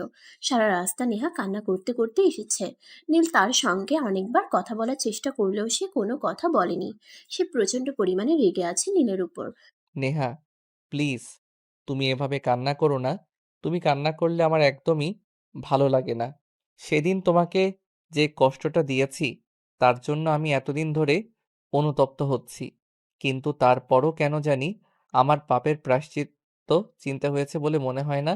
আর এখন যদি তুমি এমন করো তাহলে কিন্তু আমি কিছু একটা করে বসবো বলে দিলাম। তোমার যা ইচ্ছে তুমি তাই করতে পারো। আমার বিন্দুমাত্র আপত্তি নেই তাতে। কারণ আমি যেদিন তোমাকে ভালোবেসেছিলাম সেদিন তুমি আমার ভালোবাসার গুরুত্ব দাওনি। আর আজ তুমি আমাকে তোমার ভালোবাসা দেখাতে এসেছো। তোমার ভালোবাসার কোনো মূল্য আছে? নেই আমার কাছে, বুঝতে পেরেছো? ওকে, প্রবলেম নাই। যেখানে ভালোবাসার মূল্য নাই, সেখান থেকে কিভাবে মূল্য বুঝে নিতে হয় সেটা আমি খুব ভালো করেই জানি। তাই তোমার চিন্তার কোনো কারণ নেই। তুমি শুধু চুপচাপ গাড়িতে বসে থাকো। হয় তখন নীল নেহার সঙ্গে আর কোনো কথা বলল না, চুপচাপ বসে রইল। এদিকে ড্রাইভার গাড়ি চালাতে থাকলো। আর রাত প্রায় 12টার কাছাকাছি হবে তখন তারা ঢাকায় এসে পৌঁছালো। গাড়ি থেকে নামিয়ে নীল তাকে নিয়ে বাড়ির দরজার সামনে এসে দাঁড়ালো আর কলিং বেল চাপ দিল। কিছুক্ষণের মধ্যে রিমি আর তার মা এসে দরজা খুলে দিল। নেহাকে দেখতে পেয়ে রিমি দৌড়ে এসে তাকে জড়িয়ে ধরে বলতে লাগলো, কেমন আছিস দোস্ত? কিছুদিন ধরে তোকে দেখি না। আমার জ- তোর আমার না জন্য খুব মন কাঁদছিল রে। আমাকে ঢং দেখাতে আসিস না। কেন তোর ভাই আমাকে তুলে এনেছে সেটা আগে বল। ও, তাই নাকি? আমার ভাই তোকে কেন তুলে এনেছে সেটা জানিস তুই? ঠিক আছে, তাহলে তুই চল আমার সঙ্গে ভিতরে। তারপর তোকে আমি দেখাচ্ছি আমার ভাই তোকে কেন তুলে এনেছে। এই কথা বলে রিমি নেহাকে নিয়ে ভিতরের রুমে চলে গেল। নেহা রুমে গিয়ে একদম সারপ্রাইজ, তার সঙ্গে এমন কিছু হতে চলেছে সেটা কোনোদিন কল্পনাও করেনি। রুমের ভিতর নেহার বাবা মা থেকে শুরু করে নীলের পরিবারের সকলে উপস্থিত। নেহা যেই না রুমের ভিতর প্রবেশ করলো তখনই উপস্থিত সবাই নেহার দিকে ফুল ছুঁড়ে দিতে দিতে বলতে লাগলো, happy birthday to you, happy birthday to you dear Neha. Happy birthday to you, happy birthday to you dear Neha. বাবা মা এইসব কি? আর এইসব তোমরা কেন করছো? আমি তো কিছুই বুঝতে পারছি না। আজ তোমার জন্মদিন, তাই তোমাকে জন্মদিনে সারপ্রাইজ দিলাম। কেমন হয়েছে বলো? আজ আমার জন্মদিন, সেটা তো আমার নিজেরই মনে ছিল না, কিন্তু তোমরা কিভাবে মনে রাখলে আমি তো সেটাই বুঝতে পারছি না। আর সবচেয়ে বড় কথা সেটা হলো, আমার খোঁজ তোমরা কিভাবে পেলে? তোকে এটার উত্তর অন্য কেউ দিতে পারবে না, আমি তোকে দিচ্ছি। আমার ভাই পড়াশোনা শেষ করে আমার বাবার ব্যবসার দেখাশোনা করছে, সেটা তো খুব ভালো করেই জানিস। একদিন আমি ল্যাপটপে টেপাটেপি করছিলাম, তখনই হঠাৎ তোর একটা ছবি ফেসবুকে দেখতে পেলাম। কিন্তু যেই মানুষটার আইডি থেকে ছবিটা পোস্ট করা হয়েছে, সেই মানুষটাকে আমি অনেকদিন ধরে নক করেও কোনো রিপ্লাই পাচ্ছিলাম না। অবশেষে গত পরশুদিন সেই মানুষটা আমাকে রিপ্লাই করে, আর আমি তোর বিষয়ে সব কিছু জানতে পারি। আর সব কিছু জেনে শুনে আমি নীলকে সব কিছু বলি, আর সব কিছু বলার পরে নীল তার প্ল্যান অনুযায়ী এই কাজটা করেছে। হ্যাঁ নেয়া, তুই আমাদের ছেড়ে চলে যাওয়ার পর থেকেই নীল, আমি আর তোর বাবা আমরা সবাই তোকে অনেক খোঁজার চেষ্টা করেছি, কিন্তু তোকে কোথাও খুঁজে পাইনি। তুই এইভাবে আমাদের ছেড়ে এত দূরে চলে যাবে এটা আমাদের কল্পনাতেও ছিল না। যাই হোক, অবশেষে তোর খোঁজ পেয়ে তোকে আমরা আমাদের কাছে ফিরে পেয়েছি। এটা আমাদের জন্য অনেক বড় পাওয়া। এরপর আমার আর কিছুই চাই না। কিন্তু মা, নীল আমাকে এভাবে তুলে নিয়ে আসলো কেন? সে তো দেখছিল আমি আমার অফিসের গুরুত্বপূর্ণ কাজে ব্যস্ত ছিলাম। আমার অফিসটা এখন কে সামলাবে সেটা আমাকে বলো। সেসব নিয়ে তোমার চিন্তা করার কোনো প্রয়োজন নেই। কারণ আমি আমার ম্যানেজারকে সেখানে রেখে এসেছি। আমার ম্যানেজার আমার মতোই কর্মদক্ষ, যে তোমার অফিস থেকে খুব সহজে আর ভালোভাবে হ্যান্ডেল করে নেবে। এই বিষয়ে তোমাকে কোনো টেনশন করতে হবে না। নীল একদম ঠিক কথাই বলেছে। আমাদের ম্যানেজার সাহেব তোদের অফিসটা কি অনেক সুন্দরভাবেই হ্যান্ডেল করতে পারবে। যাই হোক, তোকে আরও অনেকটা গুড নিউজ দেওয়ার আছে। আমরা সবাই মিলে কিন্তু তোর আর নীলের বিয়ের অ্যারেঞ্জমেন্ট করে রেখেছি। আমরা কিন্তু এই সপ্তাহের মধ্যেই তোদের বিয়ের কাজটা শেষ করতে চাই। কিসের বিয়ে, কার বিয়ে, আর কার সঙ্গে বিয়ে? আমি তো কিছুই বুঝতে পারছি না। এত কিছু তোর জানা বোঝার কোনো প্রয়োজন নেই। বিয়ে ঠিক হবে, এটাই ঠিক। আর নীলের সঙ্গেই তোর বিয়ে ঠিক হবে। আমি নীলকে কেন বিয়ে করব? আমি অন্য একজনকে ভালোবাসি। তার সঙ্গে খুব তাড়াতাড়ি আমার বিয়ে হতে চলেছে। আর তাকে বিয়ে করব বলে আমি কথা দিয়েছি। এই মুহূর্তে অন্য কাউকে আমি কেন বিয়ে করব বলো? দেখ, তোর মতো আমার মাথাটা খারাপ হয়নি যে আমি তোর মতো প্রলেপ বকবো। তোর জীবনে একটাই ভালোবাসার মানুষ আছে, আর সেটা হলো নীল। নীল ছাড়া তুই কোনোদিনও কাউকে ভালোবাসতে পারিস না। হ্যাঁ মামুনি, যদিও আমি এই বিষয়টা আগে জানতাম না, কিন্তু পরে যখন জানতে পেরেছি তখন আমি দেশেই ছিলাম। আর আমি খুব কাছে থেকে দেখেছি নীল তোমাকে ছাড়া থাকতে কতটা কষ্ট পেয়েছি। তাই আমি পাপা হিসেবে তোমাকে রিকোয়েস্ট করেই বলতে চাই, নীলকে তুমি আর কষ্ট দিও না। বাবা প্লিজ, তোমরা কেউ আমার উপর জোর করে কোনো সিদ্ধান্ত চাপিয়ে দেওয়ার চেষ্টা করো না। কারণ আমি নীলকে ভালোবাসতাম, এখন আর বাসি না। কারণ এখন আমি অন্য একজনকে ভালোবাসি, আর তাকেই আমি আমার জীবনসঙ্গী করে নেব বলে কথা দিয়েছি। কথাটা বলতে না বলতেই নেহার হাতে থাকা মোবাইলের রিংটোন বেজে উঠল। নেহা মোবাইলটা হাতে নিয়ে দেখে তাকে নিলয় ফোন করেছে। তখনই সে সবাইকে উদ্দেশ্য করে বলতে থাকে, এই যে দেখো, আমার সেই ভালোবাসার মানুষ আমাকে ফোন করেছে। আমি তোমাদের সবার সামনেই তার সঙ্গে কথা বলছি, আর তোমরা শুধু শুনো। হ্যালো বেবি, বলো। তোমার অ্যাসিস্ট্যান্ট এইমাত্র আমাকে ফোন করেছিল, তোমাকে নাকি কেউ একজন তুলে নিয়ে গেছে। কিসে তার এত বড় সাহস যে আমার হবু বউকে তার অফিস থেকে তুলে নিয়ে যায়? কথাগুলো খুব কাছ থেকে নীল শুনছিল। আর তখনই নেহার হাত থেকে মোবাইলটা টান দিয়ে নিয়ে নেয় আর বলতে থাকে, আব্বে সালা, আমি তোর দুলাভাই হই। নেহাকে এই সপ্তাহের মধ্যেই আমি বিয়ে করব। আর বিয়ের পর হানিমুনে তোদের এলাকাতেই আসছি। বুঝতে পেরেছিস? তোর সাহস দেখে আমি অবাক না হয়ে পারছি না। তুই আমার গার্লফ্রেন্ডকে তুলে নিয়ে গেছিস আর আমাকে একরকম ধমকাচ্ছিস। ওকে সমস্যা নেই, আমিও ওকে সমস্যা নেই, আমিও দেখে নিতে চাই তোর বুকের পাটা কত বড়। আমি তোর সামনে থেকে নেহাকে তুলে নিয়ে আসবো, পারলে আটকে দেখাস। সাহস থাকলে ঢাকায় চলে আয়, সামনাসামনি কথা হবে। তোর মতো উগান্ডার বংশধরের সঙ্গে কথা বলে আমি আমার মূল্যবান সময় নষ্ট করতে চাই না। বুঝতে পেরেছিস? রাখছি। আল্লাহ হাফেজ। এই কথা বলে নীল ফোনটা কেটে দেয়। আর এদিকে নেহার আগে ফুসফুস করছে, কারণ নীল তার বয়ফ্রেন্ডের সঙ্গে এরকম আচরণ করবে এটা তার ধারণার মধ্যেও ছিল না। যাই হোক, চলুন দেখা যাক কি হয়। নীল, এটা তুমি কি করলে? তুমি আমার বয়ফ্রেন্ডের সঙ্গে এরকম আচরণ কেন করলে? তুমি কি ভেবেছো এই সব কিছু করে তুমি আমাকে এখানে আটকে রাখবে? কোনো দিনও পারবে না। তুমি আমাকে এখানে আটকে রাখতে, আমি এক্ষুনি এখান থেকে চলে যাব। পারলে তুমি আমাকে আটকে দেখাও। ও তাই নাকি? মাই চেয়ার। আচ্ছা, ঠিক আছে, আমিও দেখতে চাই তুমি কিভাবে এখানে আমার সামনে থেকে চলে যেতে পারো। যদি তুমি আজ এই মুহূর্তে আমার সামনে থেকে চলে যেতে পারো তাহলে আমি কোনোদিনও তোমার পেছনে পড়ে থাকবো না। কিন্তু যদি আজ আমি তোমাকে আটকে রাখতে পারি তাহলে সারা জীবন আমার কাছে বন্দি করে রাখবো বলে দিলাম। কথাটা বলতে না বলতেই নেহা সেখান থেকে চলে যেতে চাইছিল, কিন্তু নীল তখন আর এক মুহূর্ত দেরি না করে নেহাকে পাজা কোলে তুলে নিল। আর সঙ্গে সঙ্গেই নেহাকে তার রুমে নিয়ে চলে গেল। এটা দেখে নেহা যদিও একটু ভয় পেয়েছিল, কিন্তু তাকে ভয় পেলে চলবে না, তাই সে মনে সাহস নিয়ে নীলকে বলে, তুমি কি ভেবেছো তুমি আমাকে রুমের মধ্যে বন্দি করে রাখবে আর আমি এখানে থেকে যাব? আমি যেইভাবেই হোক এখান থেকে চলে যাবই যাব। ও তাই নাকি? আচ্ছা ঠিক আছে, দেখা যাক তুমি কিভাবে। এখন দেখে যাও, জাস্ট 1 মিনিট ওয়েট করো। আমি রুমের দরজাটা শুধু লাগিয়ে দিয়ে আসি। তারপর তোমার সঙ্গে টি-20 ফাইনাল ম্যাচ খেলার প্রস্তুতি নেই। নেহা নীলের এই কথার কোনো মানে বুঝতে পারল না। সে নীলকে কিছু জিজ্ঞাসা করতে চাইছিল, কিন্তু তার আগে নীল রুমের দরজাটা বন্ধ করে দিয়ে নেহাকে ধাক্কা দিয়ে বিছানার উপরে ফেলে দিল। আর সঙ্গে সঙ্গে নেহার শরীর থেকে সমস্ত কাপড় খুলে নিতে শুরু করলো। এটা দেখে নেহা অনেকটাই ভয় পেয়ে যায় আর বলতে থাকে, এই নীল, কি করছো তুমি? তুমি আমার কাপড় খুলছো কেন? প্লিজ আমাকে ছেড়ে দাও। তুমি আমার সঙ্গে উল্টাপাল্টা কিছু করো না। তোমাকে তো বললাম আমি একজনকে ভালোবাসি, আর তার সঙ্গে আমার কিছুদিনের মধ্যেই বিয়ে হতে চলেছে।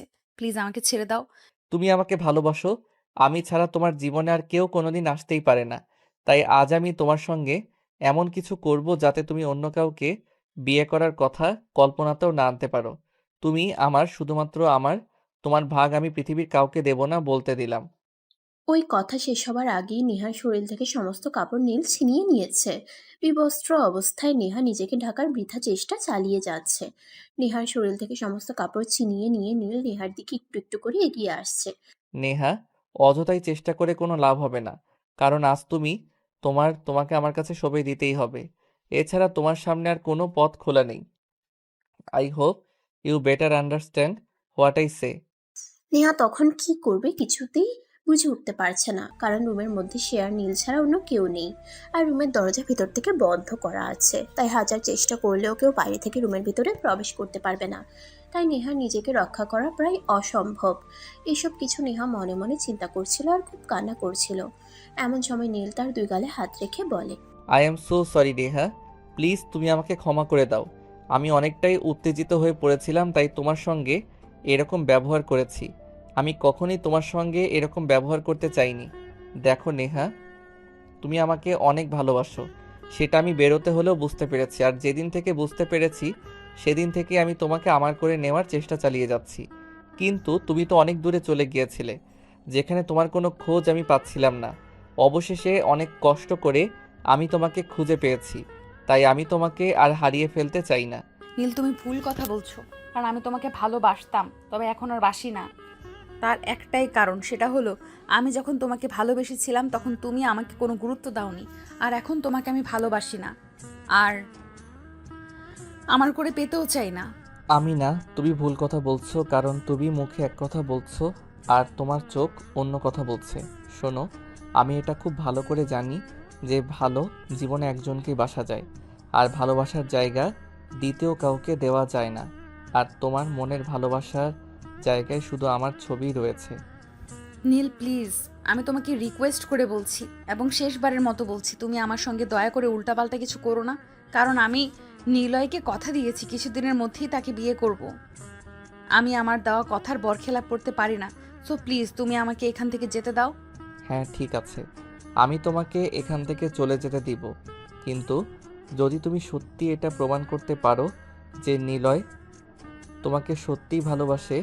আর যদি তুমি এটা প্রমাণ করতে না পারো, তাহলে কিন্তু সারা জীবনের জন্য তোমাকে আমার কাছেই থেকে যেতে হবে, আর সারা জীবন আমার জ্বালাতন সহ্য করতে হবে। ওকে ঠিক আছে, চ্যালেঞ্জ অ্যাকসেপ্টেড। এই কথা বলে নীল নিজের হাতে নেহার কাপড় তার দিকে এগিয়ে দেয় আর নেহা কাপড় চোপড় ঠিক করে রুম থেকে বের হয়ে চলে যায়। এদিকে রুম থেকে বের হওয়ার পরপরই রিমি নেহার সামনে এসে দাঁড়ায়। কী রে, আমার ভাই কি তোকে এত তাড়াতাড়ি ছেড়ে দিল? কি হয়েছে? ঝামেলা করিসনি তো কোনো? না, তোর ভাইয়ের সঙ্গে আমি কেন ঝামেলা করতে যাব? তোর ভাই তো আমার সঙ্গে ঝামেলা করতে চেয়েছিল। যাই হোক, তোর ভাই আমাকে চ্যালেঞ্জ করেছে। নিলয় আমাকে ভালোবাসে, এটা যদি প্রমাণ করতে পারি তাহলে সারা জীবনের জন্য আমার পথ থেকে সরে দাঁড়াবে। আর যদি আমি এটা প্রমাণ করতে না পারি তাহলে আমি তোর ভাইকে মেনে নেব। আমার মনে হয় অযথাই ঝামেলা না করে আমার ভাইকে মেনে নেওয়াটাই তোর জন্য ভালো হবে। কারণ আমার ভাই কোনো কিছু না জেনে শুনে এমন সিদ্ধান্ত নেয় না। সে হয়তো নিলয়ের সম্পর্কে কোনো এভিডেন্স পেয়েছে, যার কারণে সে তোকে কনফিডেন্সলি এই কথাগুলো বলতে পারছে। শোন, দুনিয়াটা এত সহজ নয়, আর সব কিছু এত মগের মুল্লুক নয় যে বললেই হয়ে যায়। নিলয় কোথায় থাকে আর তোর ভাই কোথায় থাকে, আর সেইখানে নিলয়ের সম্পর্কে কোনো এভিডেন্স পাওয়া তোর ভাইয়ের পক্ষে এত সহজ বলে আমি মনে করছি না। তার মানে আমি বা আমরা তোকে যতই বোঝানোর চেষ্টা করি না কেন, তুই কোনো কিছু বুঝবি না এটাই ঠিক করে নিয়েছিস। আচ্ছা ঠিক আছে, আমাদের কোনো সমস্যা নেই। তোর যা ভালো মনে হয় তুই কর। তারপর রিমি নেহার সঙ্গে আর কোনো কথা বলল না। নেহাও তার সঙ্গে কোনো কথা না বলে সেখান থেকে বের হয়ে সোজা নিজেদের বাড়িতে চলে গেল। আর সেখানে যেতেই তার বাবা তাকে বলল, মামুনি, তুমি অনেক দিন পর এখানে ফিরে এসেছো। অনেক দিন ধরে তোমাকে সঙ্গে নিয়ে বসে খাওয়া দাওয়া করা হয় না। তুমি ফিরে এসেছো, সেই আনন্দে আজ তোমার মা অনেক কিছু রান্নাবান্না আয়োজন করেছে। তাই বলছে কি, তুমি ফ্রেশ হয়ে আসো, সবাই একসঙ্গে বসে খাবার খাবো। নেহা তার বাবাকে কোনো উত্তর না দিয়ে চুপচাপ সেখান থেকে নিজের রুমে চলে যায়। আর তারপর ফ্রেশ হয়ে প্রায় আধা ঘন্টা পর নিচে ফিরে আসে। নিচে এসে দেখে তার মা সবার জন্য খাবার রেডি করে বসে আছেন। সে টেবিলে এসে বসার সঙ্গে সঙ্গে তার মা তার পাতে খাবার তুলে দেয়, আর সঙ্গে সঙ্গেই সে খাওয়া শুরু করে। অনেকদিন পর নিজের মায়ের হাতে রান্না খায়। পরম তৃপ্তি সহকারে নেহা খাবার শেষ করে। নেহা দেখো, তুমি আমাদের একমাত্র আদরের রাজকন্যা। ছোটবেলা থেকে অনেক আদর করে তোমাকে আমরা মানুষ করেছি, তবে কতটুকু মানুষ করেছি সেই বিষয়ে আমি যথেষ্ট সন্দেহাতীত। যাই হোক, সেই সব বিষয় নিয়ে এখন আমি আলোচনা করতে চাই না। এখন আমি তোমাকে সেটা বলতে চাই, সেটা হলো আমরা সবাই আর অনেক চিন্তাভাবনা করেই সিদ্ধান্ত নিয়েছি নীলের সঙ্গে তোমার বিয়েটা হওয়া উচিত। ঠিক কোন কারণে তোমাদের মনে হচ্ছে নীলের সঙ্গে আমার বিয়েটা হওয়া উচিত, সেটা আমি কোনোভাবেই বুঝতে পারছি না। অন্য কোনো কারণ নেই, আমাদের কোনো স্বার্থসিদ্ধিও নেই। শুধু একটাই কারণ, তুমি নিজেকে ভালোবাসো আর নীল তোমাকে ভালোবাসে। দুজনেই যেহেতু দুজনকে এত ভালোবাসো, তাই আমাদের মনে হয় তোমাদের আর দূরে থাকা উচিত নয়। আমাদের মনে হচ্ছে যত দ্রুত সম্ভব তোমাদের দুজনকে এক করে দিতে পারলেই আমাদের মুক্তি। তাই বাবা, আমি নীলকে ভালোবাসতাম, তবে এখন আর ভালোবাসি না। আমি এখন অন্য একজনকে ভালোবাসি, আর সেই জন্যই আমি নিজেকে চ্যালেঞ্জ করে এসেছি। আমি নিলয়কে ভালোবাসি, আর নিলয় আমাকে ভালোবাসে। এটা যদি আমি প্রমাণ করতে পারি, তাহলে নীল আর কোনো দিন আমার সামনে ভালোবাসার দাবি নিয়ে দাঁড়াবে না। তাই নাকি? আচ্ছা, ঠিক আছে, তোমার যেটা ভালো মনে হয় তুমি সেটাই করো, করতে পারো। আমি তোমাকে আর কোনো বাধা দেব না, কারণ তুমি এখন অ্যাডাল্ট। তখন নেহা আর কোনো কথা না বলে চুপচাপ নিজের রুমে চলে গেল। অন্যদিকে নীল তার প্ল্যান মাফিক কাজ করতে থাকে, কারণ সে খুব ভালো করেই জানতো নিলয় আর যাই হোক কোনো ভালো ছেলে হতে পারে না। তাই সে তার পরিচিত এক বান্ধবীকে নিলয়ের পিছনে লাগিয়ে দেয়, আর 3 দিনের মধ্যেই তাদের প্রেম হয়ে যায়। আজ নিলয় তার নতুন প্রেমিকার সঙ্গে ডেটিংয়ে যাবে, আর সেই জন্যই নীল হ্যাঁকে সকালবেলা ফোন দেয়। নেহা, আজ বিকেলে তুমি আমার সঙ্গে এক জায়গায় যাবে, তোমার জন্য একটা বিশাল সারপ্রাইজ অপেক্ষা করছে সেখানে। সারপ্রাইজ সেটাও আবার তুমি দিবে? সেখানে তো আমার একদমই যাওয়া চলে না, কারণ তোমার মতো মানুষের সঙ্গে আর যাই হোক কোথাও যাওয়া যায় না। তাই আমি তোমার সঙ্গে কোথাও যাচ্ছি না। নেহা, সারপ্রাইজ আমি তোমাকে দেব না, অন্য কেউ তোমাকে দেবে, তবে সেখানে তোমাকে যেতেই হবে। আর তুমি যদি নিজের ইচ্ছায় যেতে না চাও তাহলে আমাকে জোর করে তোমাকে নিয়ে যেতে হবে। মানে তুমি কি বলতে চাইছো? আমি কিছুই বুঝতে পারছি না। তুমি আমাকে জোর করে নিয়ে যাবে, কিন্তু কেন? আর অন্য কেউ যদি আমাকে কোনো প্রমিস দিতে চায়, তাহলে যে কেন আমাকে সামনাসামনি এসে সারপ্রাইজ দিচ্ছে না? কেন আড়াল থেকে আমাকে তার সারপ্রাইজ দিতে হবে? ওটা সিক্রেট বিষয়, ওটা আমি এক্ষুনি তোমার সঙ্গে শেয়ার করতে চাইছি না। তুমি সেখানে যাওয়ার পরেই সব কিছু জানতে পারবে। এখন কথা হলো, তুমি আমার সঙ্গে নিজের ইচ্ছায় যাচ্ছ কি যাচ্ছ না? তোমার কথা শুনে কেন জানি আমার মনে হচ্ছে বিষয়টা খুব ইন্টারেস্টিং। আমি তোমার সঙ্গে যাচ্ছি, কখন রেডি হব সেটা মেসেজে বলে দিও। এই তো লাইনে এসেছো, ঠিক আছে, আমি মেসেজ করি, সময়টা তোমাকে বলে দেব। তুমি শুধু রেডি থাকো, আমি বাইকে করে তোমাকে নিতে আসবো। বলতে বলতে নীল ফোনটা কেটে দেয়, আর এদিকে নেহা অপেক্ষা করতে থাকে বিকেলের জন্য। কখন বিকেল হবে আর কখন সে তার অপ্রত্যাশিত সারপ্রাইজটা পাবে। বিকেল প্রায় 3টের মতো হবে বাজে। তখনই নীল তাকে ফোন নিয়ে রেডি হতে বলে, আর নীলের ফোন পেয়ে যত দ্রুত সম্ভব রেডি হয়ে নেহা নীলের জন্য অপেক্ষা করতে থাকে। নীল কখন তাকে নিতে আসবে, তবে তাকে বেশি সময় অপেক্ষা করতে হয়নি। কিছুক্ষণ পরে নীল তাকে নিতে আসে। নেহা আর নীল প্রায় 20 মিনিটের মাথায় একটা রেস্টুরেন্টে এসে পৌঁছে যায়। তখন নেহা নীলকে বলতে থাকে, কি ব্যাপার? তুমি আমাকে এখানে কেন নিয়ে আসলে? আমি তো কিছুই বুঝতে পারছি না। তোমার মাথায় কি চলছে একটু খুলে বলবে দয়া করে? কি ব্যাপার? তুমি আমাকে এখানে কেন নিয়ে আসলে? আমি তো কিছুই বুঝতে পারছি না।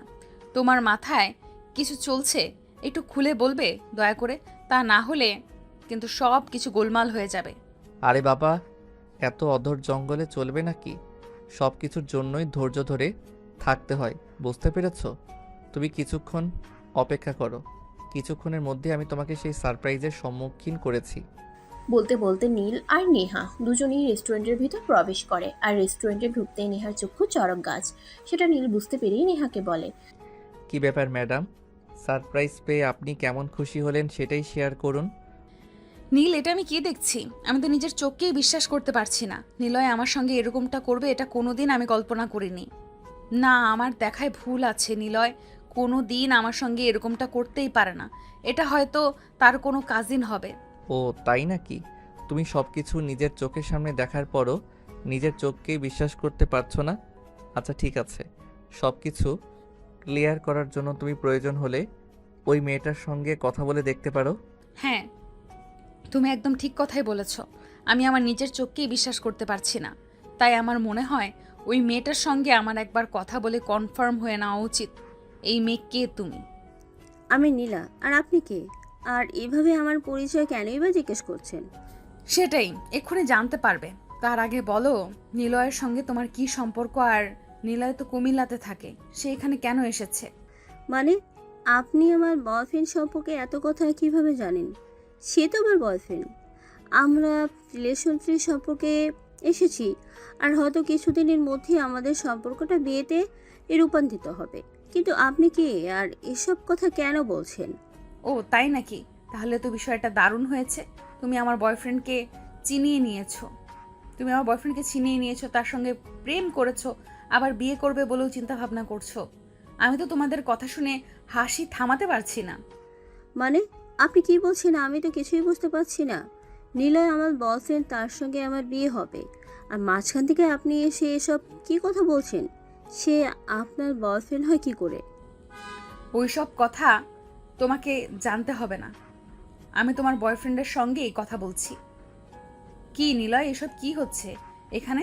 তুমি তো আমাকে ভালোবাসো, আর রিসেন্টলি আমরা বিয়ে করতে চলেছি, আর মাঝখানে তুমি একটা মেয়েকে নিয়ে রেস্টুরেন্টে চলে এসেছো। এটা কি করে সম্ভব? সে আবার কি বলবে? সে আর কি বলবে তোমাকে, কারণ সেটা তোমাকে কোনোদিন ভালোবাসেনি। ভালোবেসেছিল তোমার রূপ আর তোমার যৌবনকে। কিন্তু যখন আমি তোমাকে তুলে নিয়ে চলে আসলাম, সেই এই খবরটা জানতে পারলো। তারপর থেকে তোমার পথ থেকে সরে গেছে। মানে এসব কি হচ্ছে আমার সঙ্গে? আমি তো কিছুই বুঝতে পারছি না, আর বিশ্বাসও করতে পারছি না। আমি তোমাকে বুঝিয়ে বলছি, যেদিন আমি তোমার খোঁজ পেয়েছি সেদিন থেকে আমি তোমার সমস্ত বিষয়ে খোঁজ নিতে থাকি, আর সমস্ত বিষয়ে খোঁজ নিয়ে জানতে পারি তুমি নিলয়ের সঙ্গে সম্পর্কে আজও। আর তারপর থেকেই নিলয়ের সম্পর্কে খুঁজে নিতে থাকি। আমি খুঁজে নিয়ে জানতে পারি নিলয় ছেলেটা একদমই ভালো নয়। সে তোমার টাকা পয়সা আর তোমার চেহারার জন্য ভালোবেসেছে।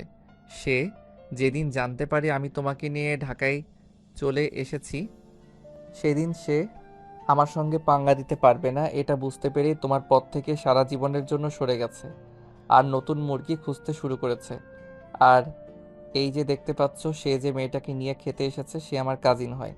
আমি নিজের ইচ্ছেই করে নিলয়ের কন্ট্রাক্ট নাম্বার থেকে শুরু করে সমস্ত ইনফরমেশন নীলাকে দেই, শুধু তোমাকে এটা বিশ্বাস করানোর জন্য যে নিলয় ছেলেটা একদমই ভালো নয়। সে তোমার চাইতে বেটার কাউকে পেলে তোমাকে ছাড়তে দুবার ভাববে না। কথাগুলো শুনে নেহার মাথা ঘোরাচ্ছিল। সে কোনো রকমে নিজেকে ঠিক করে নিয়ে নিলয়ের গালে ঠাস ঠাস করে বেশ কয়েকটা চড় বসিয়ে দিয়ে তারপর বলতে থাকে, বিশ্বাসঘাতক বেইমান, তোর কাছ থেকে আমি এগুলো কোনো দিনই আশা করিনি। আমি ভেবেছিলাম তুই অন্য সবার মতো না, তুই হয়তো একটু ভালো হবি, তাই আমি তোকে ভালোবাসতে শুরু করেছিলাম। আর তুই কিনা শেষে এই চিন্তা নিয়ে ঘুরছিলি। নীল তো তোর বিষয়ে সব সত্য কথাই বলেছিল। আমি তো শুধু শুধু ছেলেটাকে ভুল বুঝলাম, আর তার কথাগুলো বিশ্বাস করতে চাইলাম না। আজকের পর থেকে তোর সঙ্গে আমার কোনো সম্পর্ক নেই। তুই আমার সঙ্গে যোগাযোগ করার আর কোনো চেষ্টাই করবি না। তুই যদি আজকের পর কখনো আমার সঙ্গে যোগাযোগ করার চেষ্টা করিস, তাহলে কিন্তু আমি তোকে পুলিশের হাতে তুলে দিতে দুইবার চিন্তা করব না, এটা তোকে বলে দিলাম। তারপর আর কোনো উত্তরের অপেক্ষা না করে নেহা হন হন করে রেস্টুরেন্ট থেকে বের হয়ে সোজা বাসায় চলে আসে। অপরদিকে নীল তার বান্ধবী নীলাকে বলে, থ্যাংক ইউ দোস্ত, থ্যাংক ইউ সো মাচ আমাকে এভাবে সহযোগিতা করার জন্য।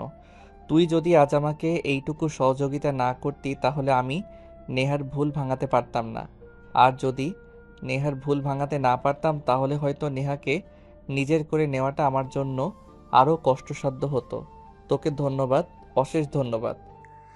আচ্ছা বাবা, ঠিক আছে, সেসব কথা পরে বলা যাবে। এখন আগে নেহার কাছে যা, তার মনের অবস্থা বোঝার চেষ্টা কর, আর সময় খুঁজে পদক্ষেপ নে। নীল সেখানে এক মুহূর্ত দেরি না করে বের হয়ে আসে। উদ্দেশ্য নেহার বাসা। নেহার বাড়িতে এসে সে সোজা নেহার রুমে চলে যায়। গিয়ে দেখে নেহা বিছানায় উপর হয়ে শুয়ে থেকে কান্না করছে।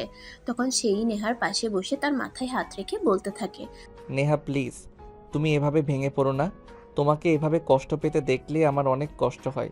তাই প্লিজ আমি তোমাকে রিকোয়েস্ট করে বলছি, এভাবে কান্না করো না, নিজেকে কষ্ট দিও না।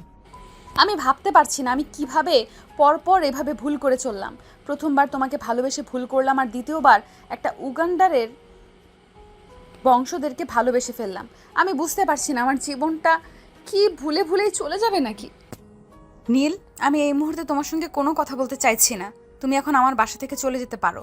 আমি একটু একা থাকতে চাই, আমি নিজেকে সময় দিতে চাই। তখন নীল বুঝতে পারে আসলে এই মুহূর্তে নেহার একা থাকাটা খুবই প্রয়োজন, নিজেকে সময় দেওয়া প্রয়োজন। তাই সে আর এক মুহূর্ত দেরি না করে সেখান থেকে চলে গেল। আর এরপর চলে গেল আরও এক সপ্তাহ সময়। মামনি প্লিজ, তুমি এভাবে একা থেকো না। তুমি কষ্ট পাচ্ছ, সেটা দেখতে আমাদেরও খুব খারাপ লাগছে। আমরা বাবা মা হয়ে তোমার এই কষ্ট মেনে নিতে পারছি না। বাবা, আমি এতগুলো ভুল কিভাবে করলাম সেটাই বুঝতে পারছি না। প্রথমবার নিজেকে ভালোবেসে ফেললাম, সে আমার চাইতে অনেকটা জুনিয়র। তার ভালোবাসা না পেয়ে আমি শহর ছেড়ে চলে গেলাম। তারপর আরেকটা ভুল করলাম। কেন আমি এত বড় ভুল করলাম জীবনে? মামনি, মানুষ মাত্র ভুল করবে, আর ভুল না করলে তুমি জীবনে কোনো কিছু শিখতে পারবে না। তাই আমি বলবো ভুল করা জীবনে ভালো একটা কাজ, কারণ ভুল করলেই তুমি নতুন কিছু শিখতে পারবে। তাই আমার মনে হয় এখন তোমার সঙ্গে যা হবে সব ভালো হবে। নীল তোমাকে পাগলের মতো ভালোবাসে। তুমি শহর ছেড়ে চলে যাওয়ার পর থেকে ছেলেটা তোমাকে সারা শহর পাগলের মতো খুঁজেছে, আর যখন তোমার হদিস পেয়েছে তখন পাগলের মতো সেখানে ছুটে চলে গেছে। বাবা, আমি নীলকেও আমার জীবনে ফিরে পেতে চাই না, কারণ আমি যখন তাকে ভালোবেসেছিলাম তখন সে আমার ভালোবাসার মূল্য দেয়নি। যেখানে ভালোবাসার মূল্য নেই সেখানে আমি কি করব বলো? মামনি, আমার মনে হয় তুমি ভুল কিছু বলছো, কারণ নীল তখন তোমার ভালোবাসার গুরুত্ব দেয়নি, কারণ সে তোমার ভালোবাসাটা বুঝতে পারেনি। তুমি তার থেকে বয়সে অনেকটাই বড়, তাই সে হয়তো ভেবেছিল তুমি তার সঙ্গে মজা করছো, তখন বুঝতে পারেনি তোমার ভালোবাসাটা সত্যি ছিল। কিন্তু তুমি যখন তার সঙ্গে অভিমান করে শহর ছেড়ে চলে গিয়েছিলে, তখন আমরা প্রত্যেকটা মানুষ প্রত্যেকটা মিনিটে প্রত্যেকটা সেকেন্ডে উপলব্ধি করেছি নীল তোমাকে কতটা ভালোবেসেছে। তার মানে তুমি আমাকে কি বলতে চাইছো? এই মুহূর্তে আমি যা যা করেছি সব কিছু ভুলে গিয়ে নীলকে আবার ভালোবেসে কাছে টেনে নিতে? হ্যাঁ, একদমই তাই। আমি বাবা হিসেবে তোমাকে সাজেস্ট করার পর যা কিছু হয়েছে সব ভুলে যাও, নীলকে ভালোবেসে কাছে টেনে নাও। নীল তোমার চাইতে বয়সে ছোট, সেই কারণে তোমার ভালোবাসাটা মেনে নিতে চায়নি, কারণ সে জানতো এইরকম ভালোবাসা সমাজে প্রতিষ্ঠা পায় না। সবাই এসব নিয়ে অনেক হাসাহাসি করে, তবে সে যখন বুঝতে পেরেছে সমাজের আগে ভালোবাসা, সমাজ কখনো ভালোবাসা মানুষকে এনে দেয় না, তাই সেদিন থেকে সে ভালোবাসাকেই খুঁজতেই শুরু করেছে, সমাজকে নয়। নেহা তখন দেরি না করে নীলের বাড়িতে চলে যায় আর এসে দেখে নীল বাড়িতে কোথাও নেই। তাই সে তার বান্ধবী রিমিকে জিজ্ঞাসা করে, কিরে রিমি, সারা বাড়ি তন্ন তন্ন করে খুঁজে দেখলাম কিন্তু কোথাও নীলকে দেখতে পেলাম না। কেন, নীল কোথায় গিয়েছে? কি হয়েছে নীলের? এই নীলের শরীরটা গতকাল রাত থেকে ভালো যাচ্ছে না, একটু পরপর হাত পা ঠান্ডা হয়ে আসছে, জ্ঞান হারাচ্ছে। আমরা সবাই তাকে নিয়ে অনেক আতঙ্কে আছি, তাই কিছুক্ষণ আগেই আমার মা তাকে হসপিটালে নিয়ে গেছে, আর তার অবস্থা নাকি খুবই খারাপ। কি বলছিস তুই? কিভাবে হয়েছে এসব? আর তারা কোন হসপিটালে আছে আমাকে কিছু বলতে পারবি? তখন সবকিছু খুলে বলে। শান্তি পেয়ে তখনই হসপিটালে চলে আসে। হসপিটালে এসে দেখে নীলের মা হসপিটালের বারান্দায় পায়চারি করছে। তখনই নেহা ছুটতে ছুটতে গিয়ে নীলের মায়ের কাছে দাঁড়ায় আর জিজ্ঞাসা করে, আন্টি, কি হয়েছে নীলের? নীল এখন কেমন আছে? কিছুই বলা যাচ্ছে না মা। ডক্টর যতদূর বলেছে সে নাকি মানসিকভাবে খুবই বিব্রত, ইদানিং মানসিক চাপের মধ্যে দিয়ে যাচ্ছে, তাই এরকম হয়ে যাচ্ছে। এখন কি অবস্থা নীলের? নীল এখন কেমন আছে? ডক্টর কি বলেছে? নীল ঠিক হয়ে যাবে তো আন্টি? ডক্টর জাকির করানোর জন্য নিয়ে গেছে, তাই আমি এখানে অপেক্ষা করছি। আমি এখনো কিছু বলতে পারছি না, ওই তো দেখা যায় ডক্টর বের হচ্ছে। ডক্টর, আমার নীল কেমন আছে? তার খারাপ কিছু হয়নি তো? সে সুস্থ হয়ে যাবে তো? দেখুন, আমি নিশ্চিত হয়ে কোনো কিছু বলতে পারছি না, কারণ রুগীর হার্টের অবস্থা খুব একটা ভালো নয়। সেই দিনে খুবই মানসিক চাপের মধ্যে জিয়ে যাচ্ছি, সেটা অনেক দিন ধরেই। তাই সবই উপরওয়ালার হাতে ছেড়ে দিতে হবে। তিনি চাইলে নীল আমাদের মাঝে সুস্থ হয়ে স্বাভাবিক অবস্থায় ফিরে আসবে, আর নয়তো খারাপ কিছু হয়ে যেতে পারে। তাই এই মুহূর্তে আল্লাহর উপর ভরসা করা ছাড়া কিছুই করার নেই। ডক্টর, এইভাবে বলবেন না প্লিজ। নীল আমার একমাত্র ভালোবাসা। নীল আমার জীবন থেকে চলে গেলে আমি কাকে নিয়ে বেঁচে থাকবো? আপনার যত টাকার প্রয়োজন হয় আমি দেব, কিন্তু নীলকে আমি সুস্থ অবস্থায় বাড়িতে নিয়ে যেতে চাই। দেখুন, বললাম তো এখানে আমাদের কোনো হাত নেই। আমরা আমাদের সর্বোচ্চ চেষ্টা করছি, কিন্তু রোগী কোনোভাবেই মানসিক শক্তিটা পাচ্ছে না, তাই আমাদের লাগে ফিরিয়ে আনতে খুবই কষ্ট হচ্ছে। তাই তো বললাম সব কিছু উপরওয়ালার হাতে, তিনি চাইলে সব সম্ভব হবে। নীলকে ফিরে আসতেই হবে, কারণ সে আমার একমাত্র ভালোবাসা। তাকে ছাড়া আমি আমার জীবনের কোনো মূল্য নেই। ঠিক আছে ডক্টর, নীলকে কি কেবিনে শিফট করা হয়েছে? আমি কি তার সঙ্গে কথা বলতে পারি? তাকে 5 মিনিট পর কেবিনে শিফট করা হবে, তবে 1 ঘন্টার আগে কেউ তার সঙ্গে কথা বলতে পারবে না, কারণ আমরা তাকে ওষুধ দিয়েছি কিছু সময় বিশ্রাম থাকার জন্য। তারপর কি হয়? 1 ঘন্টা পর। নীল প্লিজ কথা বলো। তোমাকে আমি হারাতে চাই না। আমি আমার জীবনে অনেক কিছু হারিয়ে ফেলেছি, কিন্তু এখন আর তোমাকে হারিয়ে ফেলে আমি বেঁচে থাকতে পারবো না। প্লিজ নীল, তুমি ফিরে এসো। আরে নেহা, কি হয়েছে তোমার? তুমি এভাবে কান্না করছো কেন? আর আমি কোথায়? এটা তো দেখে হসপিটালের কেবিন মনে হচ্ছে। আমি এখানে কেন? বাবা, তোর জ্ঞান ফিরেছে? আলহামদুলিল্লাহ। আমি তো তোকে অজ্ঞান অবস্থায় হসপিটালে নিয়ে এসেছিলাম। কি হয়েছে তোর? শরীরটা এখন কেমন লাগছে আমাকে বল। এই তো আলহামদুলিল্লাহ, অনেকটাই বেটার ফিল করছি। আমি বাড়ি যেতে চাই। আমার ভালো লাগছে না। এখানে নেহা এভাবে কান্না করছে কেন? আসলে ডাক্তার নেহাকে বলেছে তোর অবস্থা নাকি খুব একটা ভালো নয়, তুই নাকি মানসিকভাবে খুবই বিব্রত, মন থেকে নিজেকে ঠিক রাখার কোনো শক্তি পাচ্ছিস না। আর এই কথাগুলো শুনে নেহা এভাবে কান্না করছে। দূর পাগলি, ডাক্তার একদম মিথ্যে কথা বলেছে। আমি একদম ঠিক আছি। তোমাকে পেলে আমি কোথায় চলে যাব বলো? আমি তোমার ছিলাম আর তোমারই আছি। কারণ আমাদের ভালোবাসাটা সত্যিকারের ভালোবাসার কখনো পরাজয় হয় না। তুমি আমাকে ছুঁয়ে কথা দাও, তুমি আমাকে পেলে কখনো কোথাও চলে যাবে না, কারণ তুমি আমার জীবনের প্রথম আর শেষ ভালোবাসা। যখন থেকে ভালোবাসতে শিখেছি তখন থেকে তোমাকে ভালোবেসেছি, আর যখন জীবন থেকে ভালোবাসা হারিয়ে যাবে তখন আমি শুধু তোমাকেই ভালোবাসবো। তুমি ছাড়া আমার এই জীবন অর্থহীন। তখনই নীলের মা কেবিন থেকে বের হয়ে চলে যায়, আর এদিকে নীল নেহাকে টান দিয়ে নিজের বুকের সঙ্গে মিশিয়ে নেয় আর শক্ত করে জড়িয়ে ধরে নেহার কানের কাছে মুখ নিয়ে বলতে থাকে, দূর পাগলি, এভাবে কান্না করতে হয় না। আমি তোমার ছিলাম, তোমারই আছি, আর সারা জীবন শুধু তোমারই থাকবো। তোমার ভালোবাসা থেকে পৃথিবীর এমন কোনো শক্তি নেই যেটা আমাকে কেড়ে নেবে। সবচেয়ে বড় কথা হলো, আমি চলে গেলে তোমাকে জ্বালাবে কে? কি বললে তুমি? তুমি আমাকে জ্বালাবে? আচ্ছা ঠিক আছে, তোমার সঙ্গে আর কোনো কথাই বলবো না, আমি যাচ্ছি। এই কথা বলে নেহা সেখান থেকে চলে যেতে চাইছিল। তখনই নীল আবার হাতে ধরে টান দিয়ে তার বুকের সঙ্গে মিশিয়ে নেয় আর আলতো করে তার কপালে একটা ভালোবাসার পরশ এঁকে দিয়ে বলতে থাকে, পাগলি একটা, কখনো তোমায় জানাবো না। আমি কখনো সারা জীবন আমার ভালোবাসার মায়ায় তোমাকে আগলে রাখবো। সারা জীবন তোমার ভালোবাসার বন্ধনে আবদ্ধ হয়েই থাকতে চাই। আল্লাহ আমাদের ভালোবাসার সহায় হন, যেন কখনো কোনো বাধা বিপত্তি আমাদের দুজনকে আলাদা না করে। আমিন।